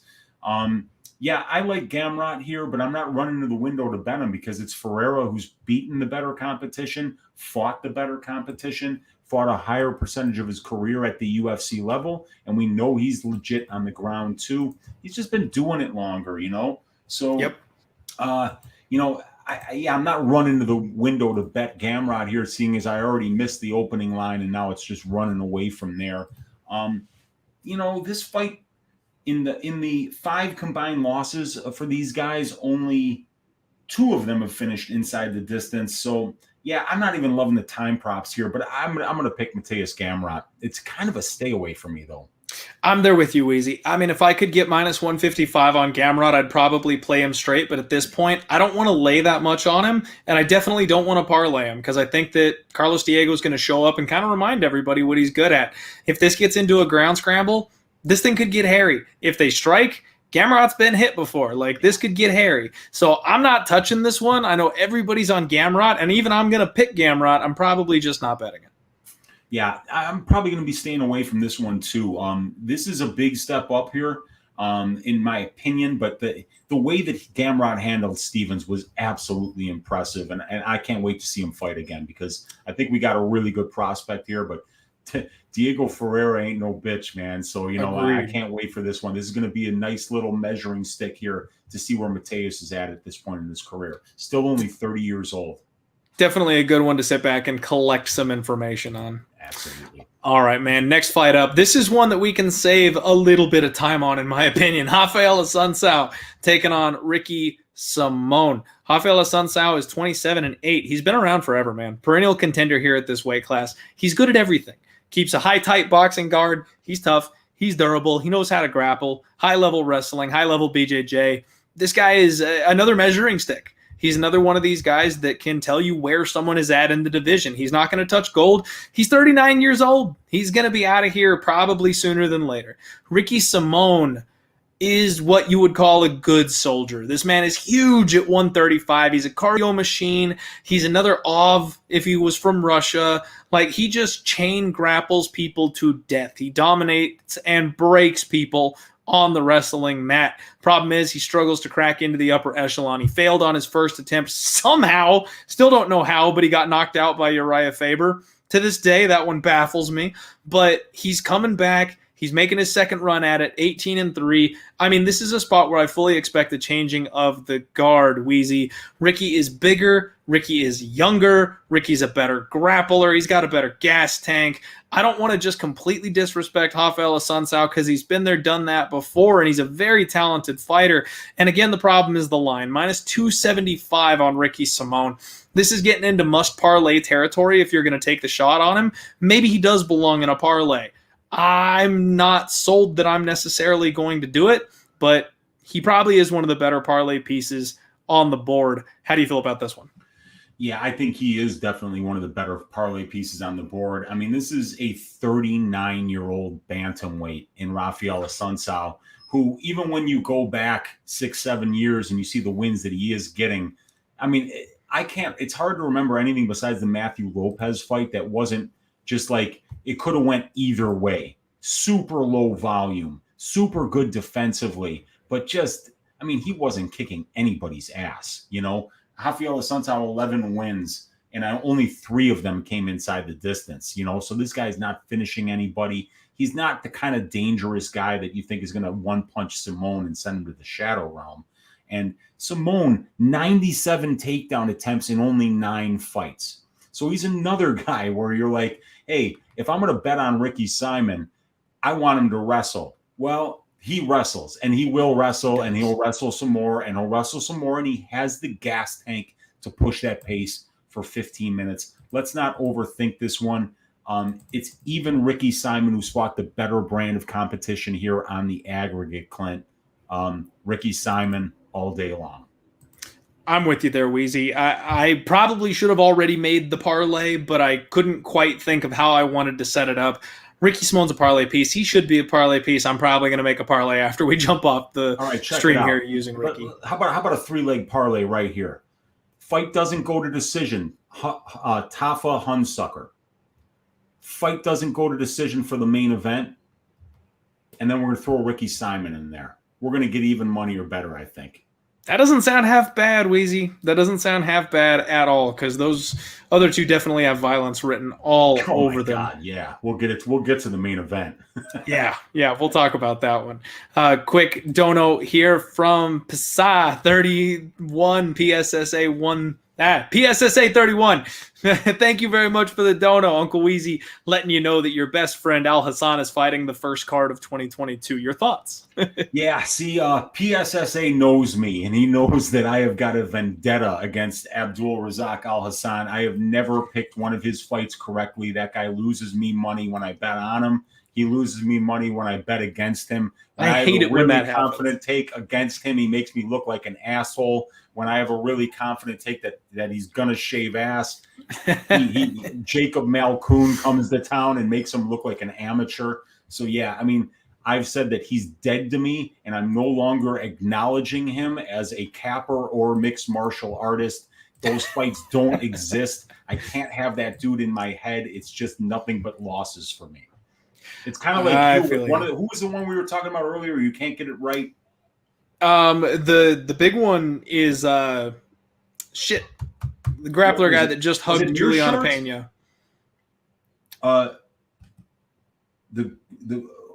Which one was it? Oh, he fought Brady a couple weeks ago. That's the big one for me. Oh, Chiasson. Chiassa's the big one. Yeah. Okay. Chiasson, Luque, Aldo. Those are the big three. But Meerschaert's another guy I've struggled with a little bit. Yeah.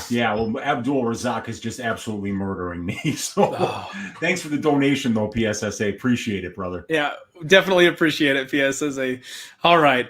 Here we go, man. We're getting to the nitty-gritty here. Last couple of fights. We've got Amanda Lemos taking on Angela Overkill Hill. And y'all know I got a soft spot for Angie. I love this girl. Love her attitude. I love that she's someone who considered herself relatively unathletic and stuff, and then found MMA and found Muay Thai and turned into the monster that we see today. Even though she's a little bit older, she's young in years on her body, so she's probably going to have a good solid career into her 40s when most people would be cracking and we'd be counting them out. Hill will still be around.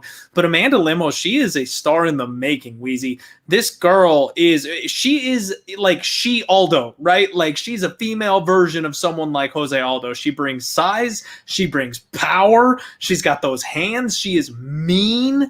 I love Amanda Lemos. What's not to like about this chick? Strong flurries and 4 and 5 punch combinations, rib roasters, big power one shots. She knows how to mix that striking up, man. She's got a tight squeeze too. Her one submission victory in the UFC, the announcers were talking about how there's no way to get a submission from that position, and then the girl was unconscious. Like, she can just overpower anybody she wants at women's strawweight. She's going to have a 1-inch reach advantage here in this spot, and as much as I like Angela Hill, I think this is going to be a rough night at the office here for her.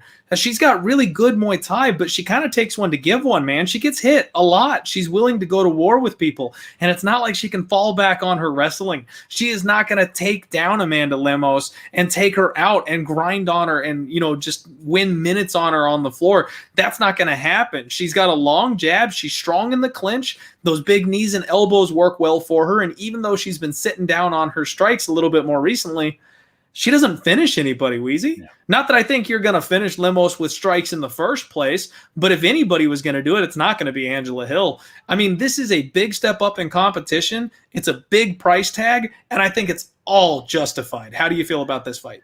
Yeah, it's interesting, right? Hill is 36, Lemos is 34. They're close in the measurables, but Hill has twice as much pro experience, twice as many fights, about 4 times as much time in the cage. And there's a gigantic missing piece of information in this fight. That's how Amanda Lemos looks outside the first round. Okay? Mm-hmm. And Angela Hill's never been knocked out. Okay? And she's fought girls that are better than Amanda Lemos. Lemos does not have conditioning. We got a problem here. The Leslie Smith fight was a big eye-opener. It was her UFC debut. It was at 135 pounds. So she was not cutting weight. She didn't get tired because of a bad weight cut. She got tired because she has 1 round of gas. So Amanda Lemos is absolutely destructive in that first round. I think if you're on the Lemos side, you really have to bet her to finish it in round 1 because the problem is what happens after round 1. We've seen this before when people coming in just starching people. Round one, and then they get out of round 1, like a Randy Costa, right? When we first saw him get out of that Randy first barely round, gets out of round 1. barely gets out of round 1. How about Harry Hunsucker? This is, she's a way more talented, better looking Harry Hunsucker is Amanda Lemos. Okay, so I think that she can knock out Hill. She's landed 4 knockdowns in only 5 fights. She has really, really serious power. But when you throw 100% of your force into all your strikes, it's not that power comes at a price. And your price is your conditioning. Now, Angela Hill has a chin. She's fought everybody in this division. And she's had close decisions against really good strikers like Waterson. She's fought everybody. My concern here is what happens after the first round.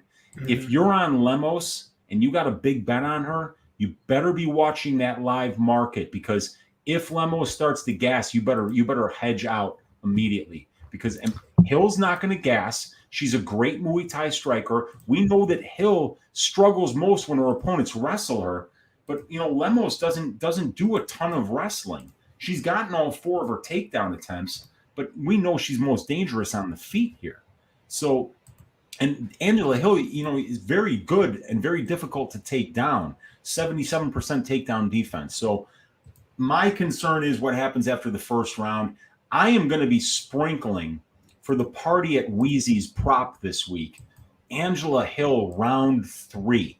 Because Wheezy. I don't think Lemos has 3 rounds of gas. I don't even know if Lemos has 2 rounds of gas. And at a plus 300 favorite, which is probably where Hill will wind up, and a girl who only has finished 2 of her 8 UFC wins, it might be 40-1, dude. You could throw a quarter unit on Angela Hill round 3, and you might be getting at least 30-1, maybe a little bit better than 40-1. That's the party at Wheezy's prop of the week right here on the Die Hard MMA podcast. This is why you always have to tune in to Clint. Wheezy, you just walked into an AA meeting with a 24-pack, buddy. You realize that I have been sprinkling round 3 on Angela Hill for the better part of the last 2 years, right? Like, I have been waiting for this girl to break someone with her cardio and her pace for 2 years, and she damn near did it to Claudia Gadelha. She damn near did it. Who was the other one? There were 2 times where she had people wobbled in that 3rd round, and I thought I was going to look like a genius, and then she did not bring it home. Yeah, you're spitting some serious fire there. 18 fights for Hill, so sometimes it's hard. You can get some lost in the shuffle here, but her striking is legit. She struggles when her opponents take her down and keep her there, but she's improved that takedown defense. She should be able to keep this one standing. She's going to be the better conditioned fighter. She's fought the better competition. She's got more experience, and she's even got, well, no, she doesn't have the reach advantage, but if it goes past round 1, it's going to get very interesting. Wheezy, I think my favorite thing that you just said, though, is that this gives us another Pena opportunity. Everybody and their mom is on Amanda Lemos. She is a monster in round 1. Let's watch that live market. Let's keep an eye out for what that number looks like after round 1, because if Lemos doesn't get Hill out of there in round 1, what we've seen is Hill goes to split with the best in the world. She fights closely with the elite of the division and always has. So if Amanda Lemos gets extended, Angela Hill might be the kind of girl to fight her way back into it in rounds 2 and 3. If you're looking for some serious gamble, which who knows I might be, maybe we sprinkle Angela Hill round 3. But I think this is a gorgeous betting opportunity, and that's enough of a red flag to keep me off of thinking about parlays with Lemos involved in them, Wheezy.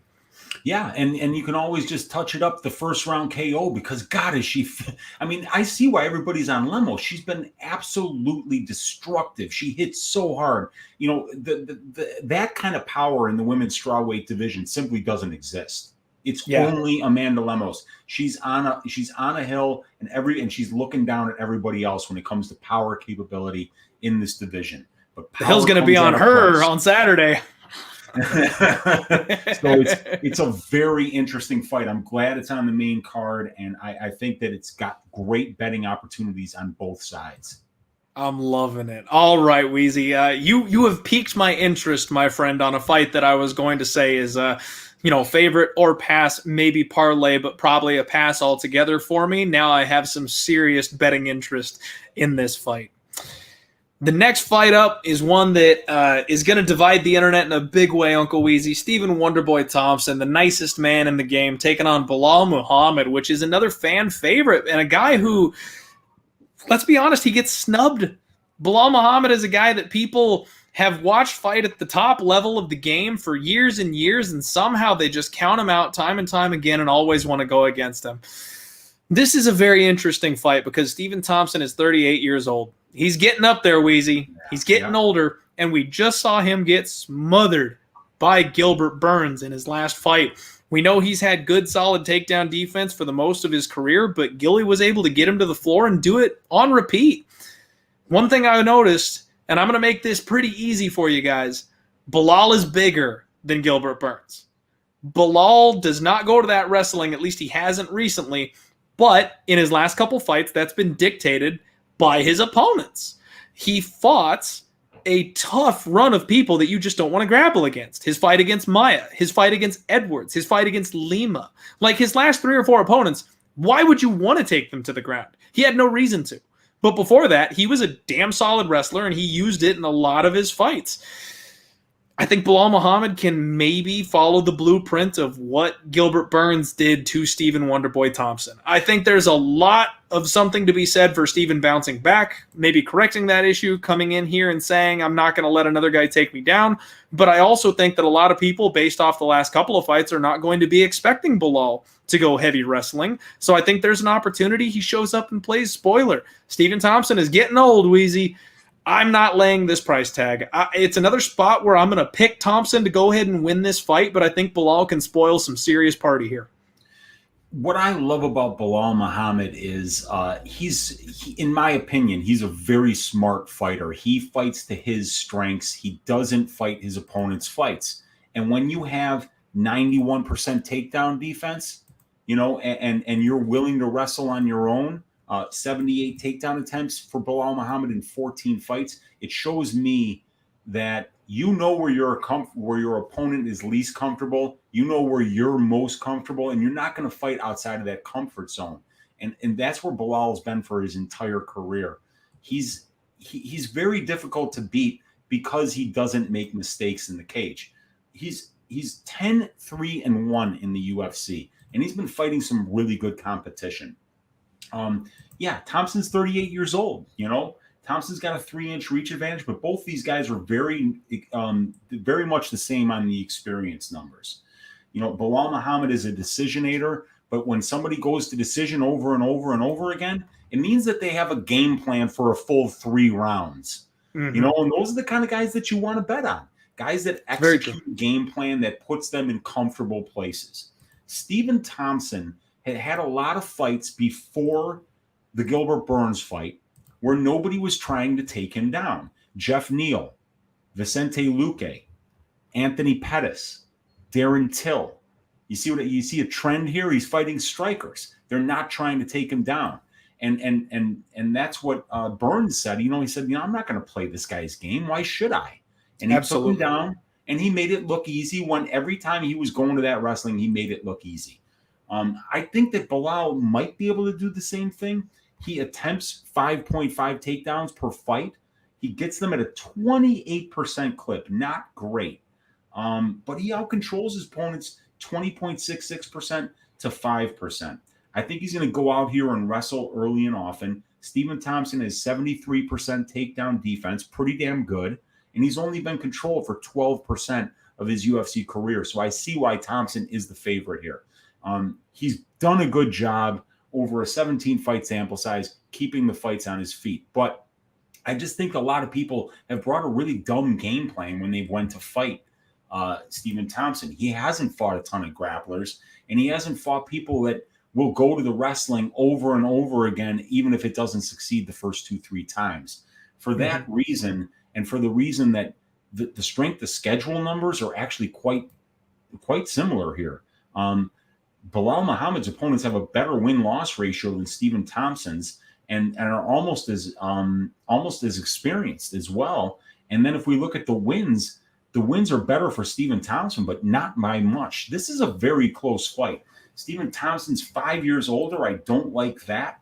I don't like how he looked on the ground in that last fight. It looks like he had gotten comfortable with people allowing him to just strike for the entire fight. And I don't think Belal is going to let him do that. So I'm kind of leaning on Belal here, and I think there's value on that money line. Where is it sitting at right now? I completely agree with you. I do think there's a lot of value on Bilal, and actually we might not be the only ones seeing it because it just got tapped. He was up at plus 225 across the board, and now he's looking plus 200, plus 195. The market's starting to realize. Minus 240, minus 250 for Stephen Wonderboy Thompson. This is another one where if Wonderboy pulls a crane kick out of his ass and goes full karate on us and knocks Bilal out in the first round, I will not be surprised whatsoever, but extend this thing over the course of 15 minutes, and I'm going to back the bully here. I think he's a live dog in this spot. Yeah, he's a good, smart fighter. He knows how to win minutes. He doesn't put himself in bad spots. And, when you're fighting somebody that's as good a striker as Stephen Thompson, it's easy to formulate a game plan where you don't put yourself in bad spots. Shoot for takedowns, put it against the cage, make him uncomfortable. I think Bilal will do all of those things. And if he does, I think he's got a decent chance to win this fight, more than what the implied probability is on the line right now, which maybe has him around 30, 34, 35%. I think he can win it more than that. Okay. All right. I'm glad we see eye to eye there, Wheezy. That makes me feel a whole hell of a lot better. I thought I was going crazy there for a second, but let's do this damn thing. I'll lock that one in right after the show. Thank you, everybody, for sticking with us. We got 165 people still hanging out and watching, even though Monday Night Football has gotten the ball rolling here. It is time for us to break down this main event for UFC Vegas 45. And let's hear a word from our sponsors real quick before we close out the show.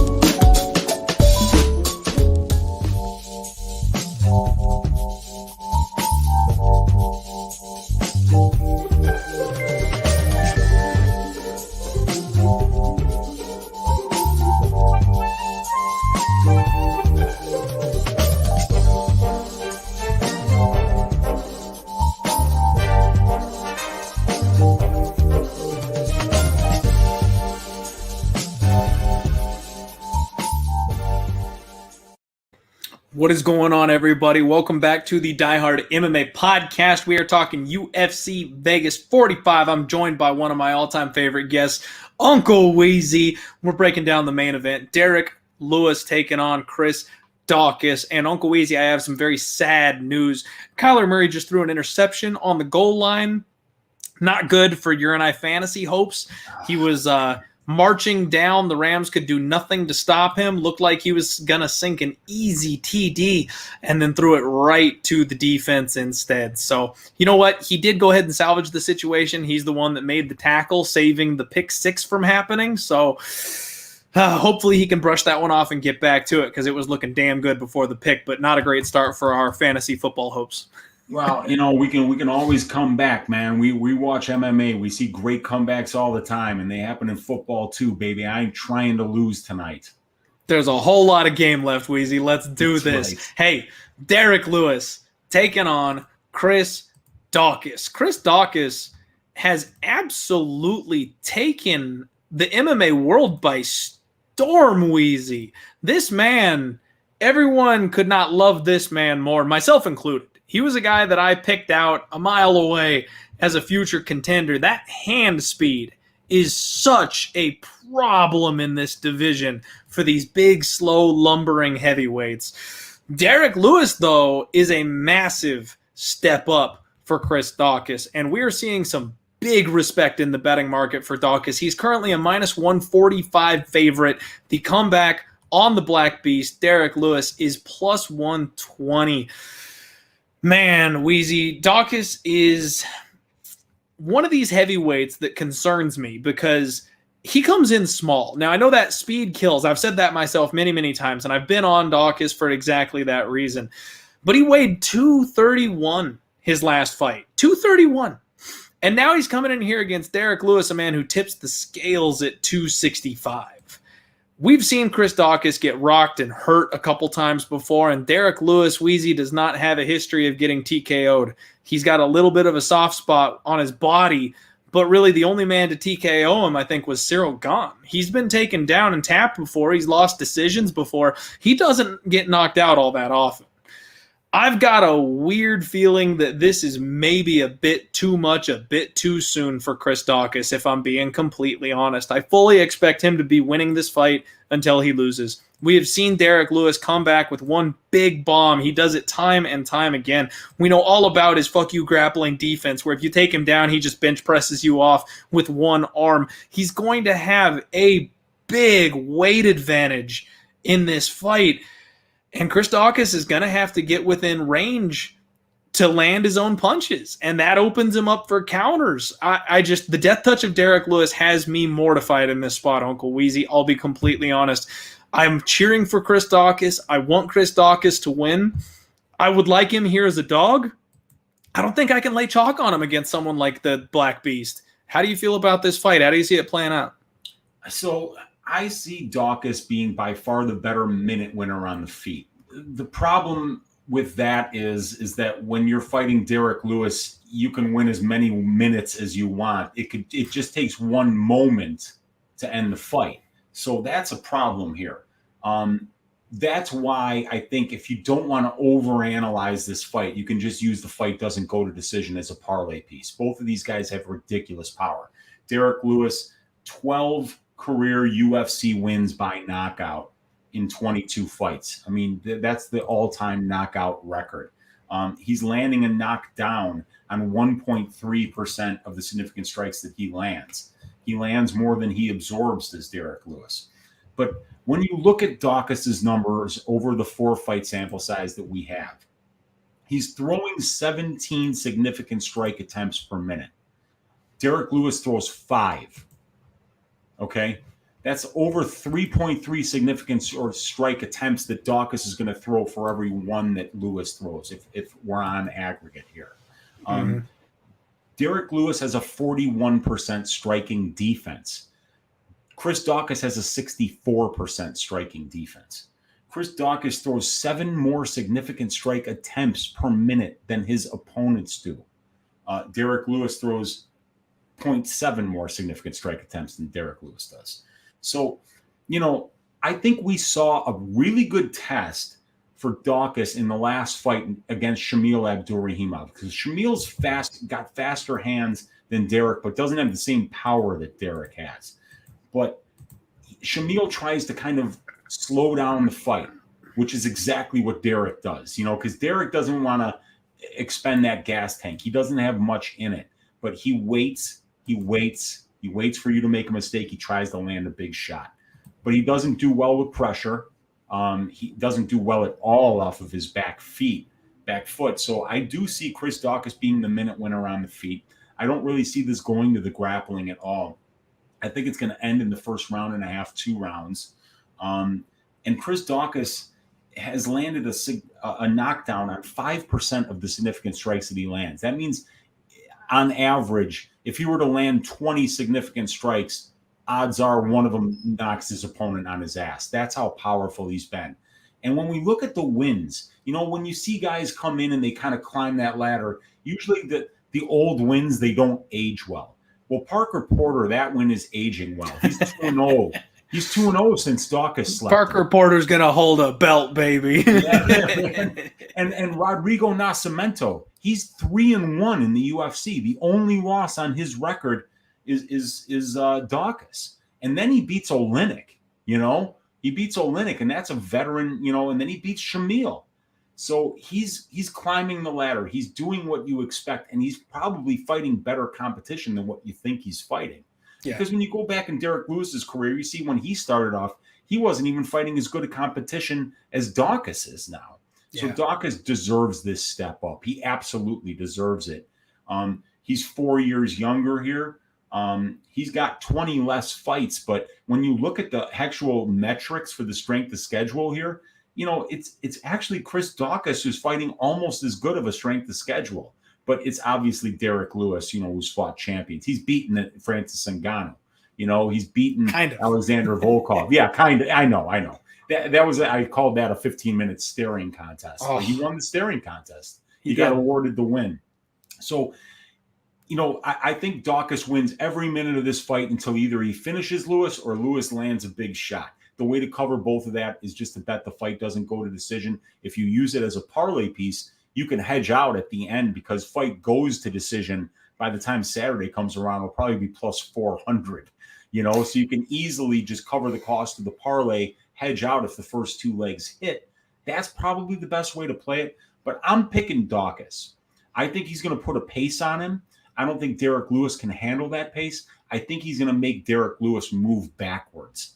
And okay. I think he's going to make Derek Lewis look like he's not a very good boxer because, the speed is just going to be too much for him. If he gets caught, he gets caught. But I'm not really laying the juice here on Daukaus. I'm going to be using that fight doesn't go to decision. Fight doesn't start round 3 probably. I might try that a little bit. But, I'm picking violence for this spot, but it's going to be a Chris Daukaus by knockout second round. That's how I'm picking this one. Okay. I love the breakdown, Wheezy, and I totally see what you're saying, and I think you're absolutely right, and this is a spot that just kind of has me terrified. I think part of that is because I'm such a fan of Chris Daukaus that it's getting in my head a little bit from a betting perspective. And honestly, guys, I know there's a lot of Dogger Pass podcast fans here in the chat. I am one myself. My guy, Cody Saftik, Paul Shaughnessy, they always do their PRP, the Pogie Rob parlays. And if you guys are going to parlay anything, anchor that bad boy with fight doesn't go the distance in the main event. Don't bother picking a side because like Wheezy said, fight goes to decision is going to be like 4-1. It'll create the easiest hedge opportunity that you've ever seen where you can risk a minimal amount of money for a gigantic hedge for a nice even on your a nice middle spot for you to land on any parlays that you might have still running. So that's a great little tip there, Uncle Wheezy. I like that a lot, and I'm probably going to do that myself more so than picking a side just so that I can watch and enjoy this fight from a fan perspective. I will side with you. I will pick Daukaus. I will say that he's worthy of the step up in competition. I will say that this is his chance. But boy, do I have some bad memories from when Derek Lewis took out my guy Volkov. I was actually on Lewis that night, Wheezy, but I didn't think there was any chance that went my way until that very last second in the third round when he dropped Volkov like a sack of potatoes. That can still happen here, and we got 25 minutes to work. So I don't think I want any part of betting Chris Daukaus, even though I absolutely think he's got the skills to get it done.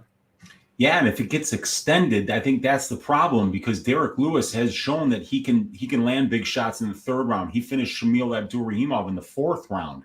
That power is carried late. Yes, and when we've seen Daukaus extended on the regional scene because we haven't seen him extended in the UFC, he hasn't done well. So, that could be interesting too. It could be another live betting spot if Daukaus doesn't get him out of there after 2 rounds. We don't know what he's going to look like in the third, fourth, and fifth, but we've seen Derek Lewis be there before and thrive there before.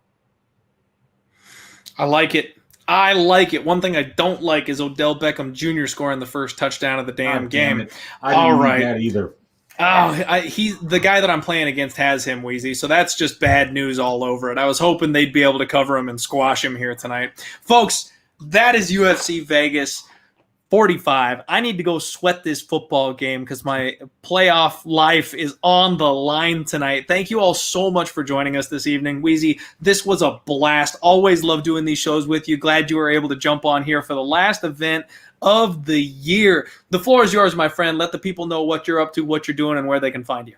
Well, you can find me right here on Pub Sports Radio every Sunday night with my man DFS by the Numbers, 6:15 p.m. Central Time for Stat Diggers. You can find me on Pub Sports Radio every Tuesday for the DraftKings DFS show that we do for MMA with myself, DFS by the Numbers, SWR betting, and AJ MMA betting.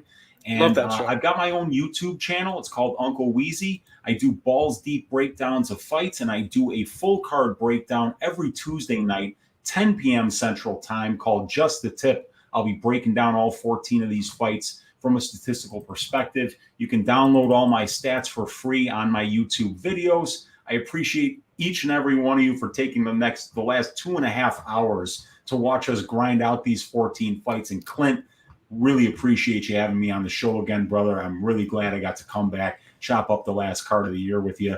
I can't wait to do it again.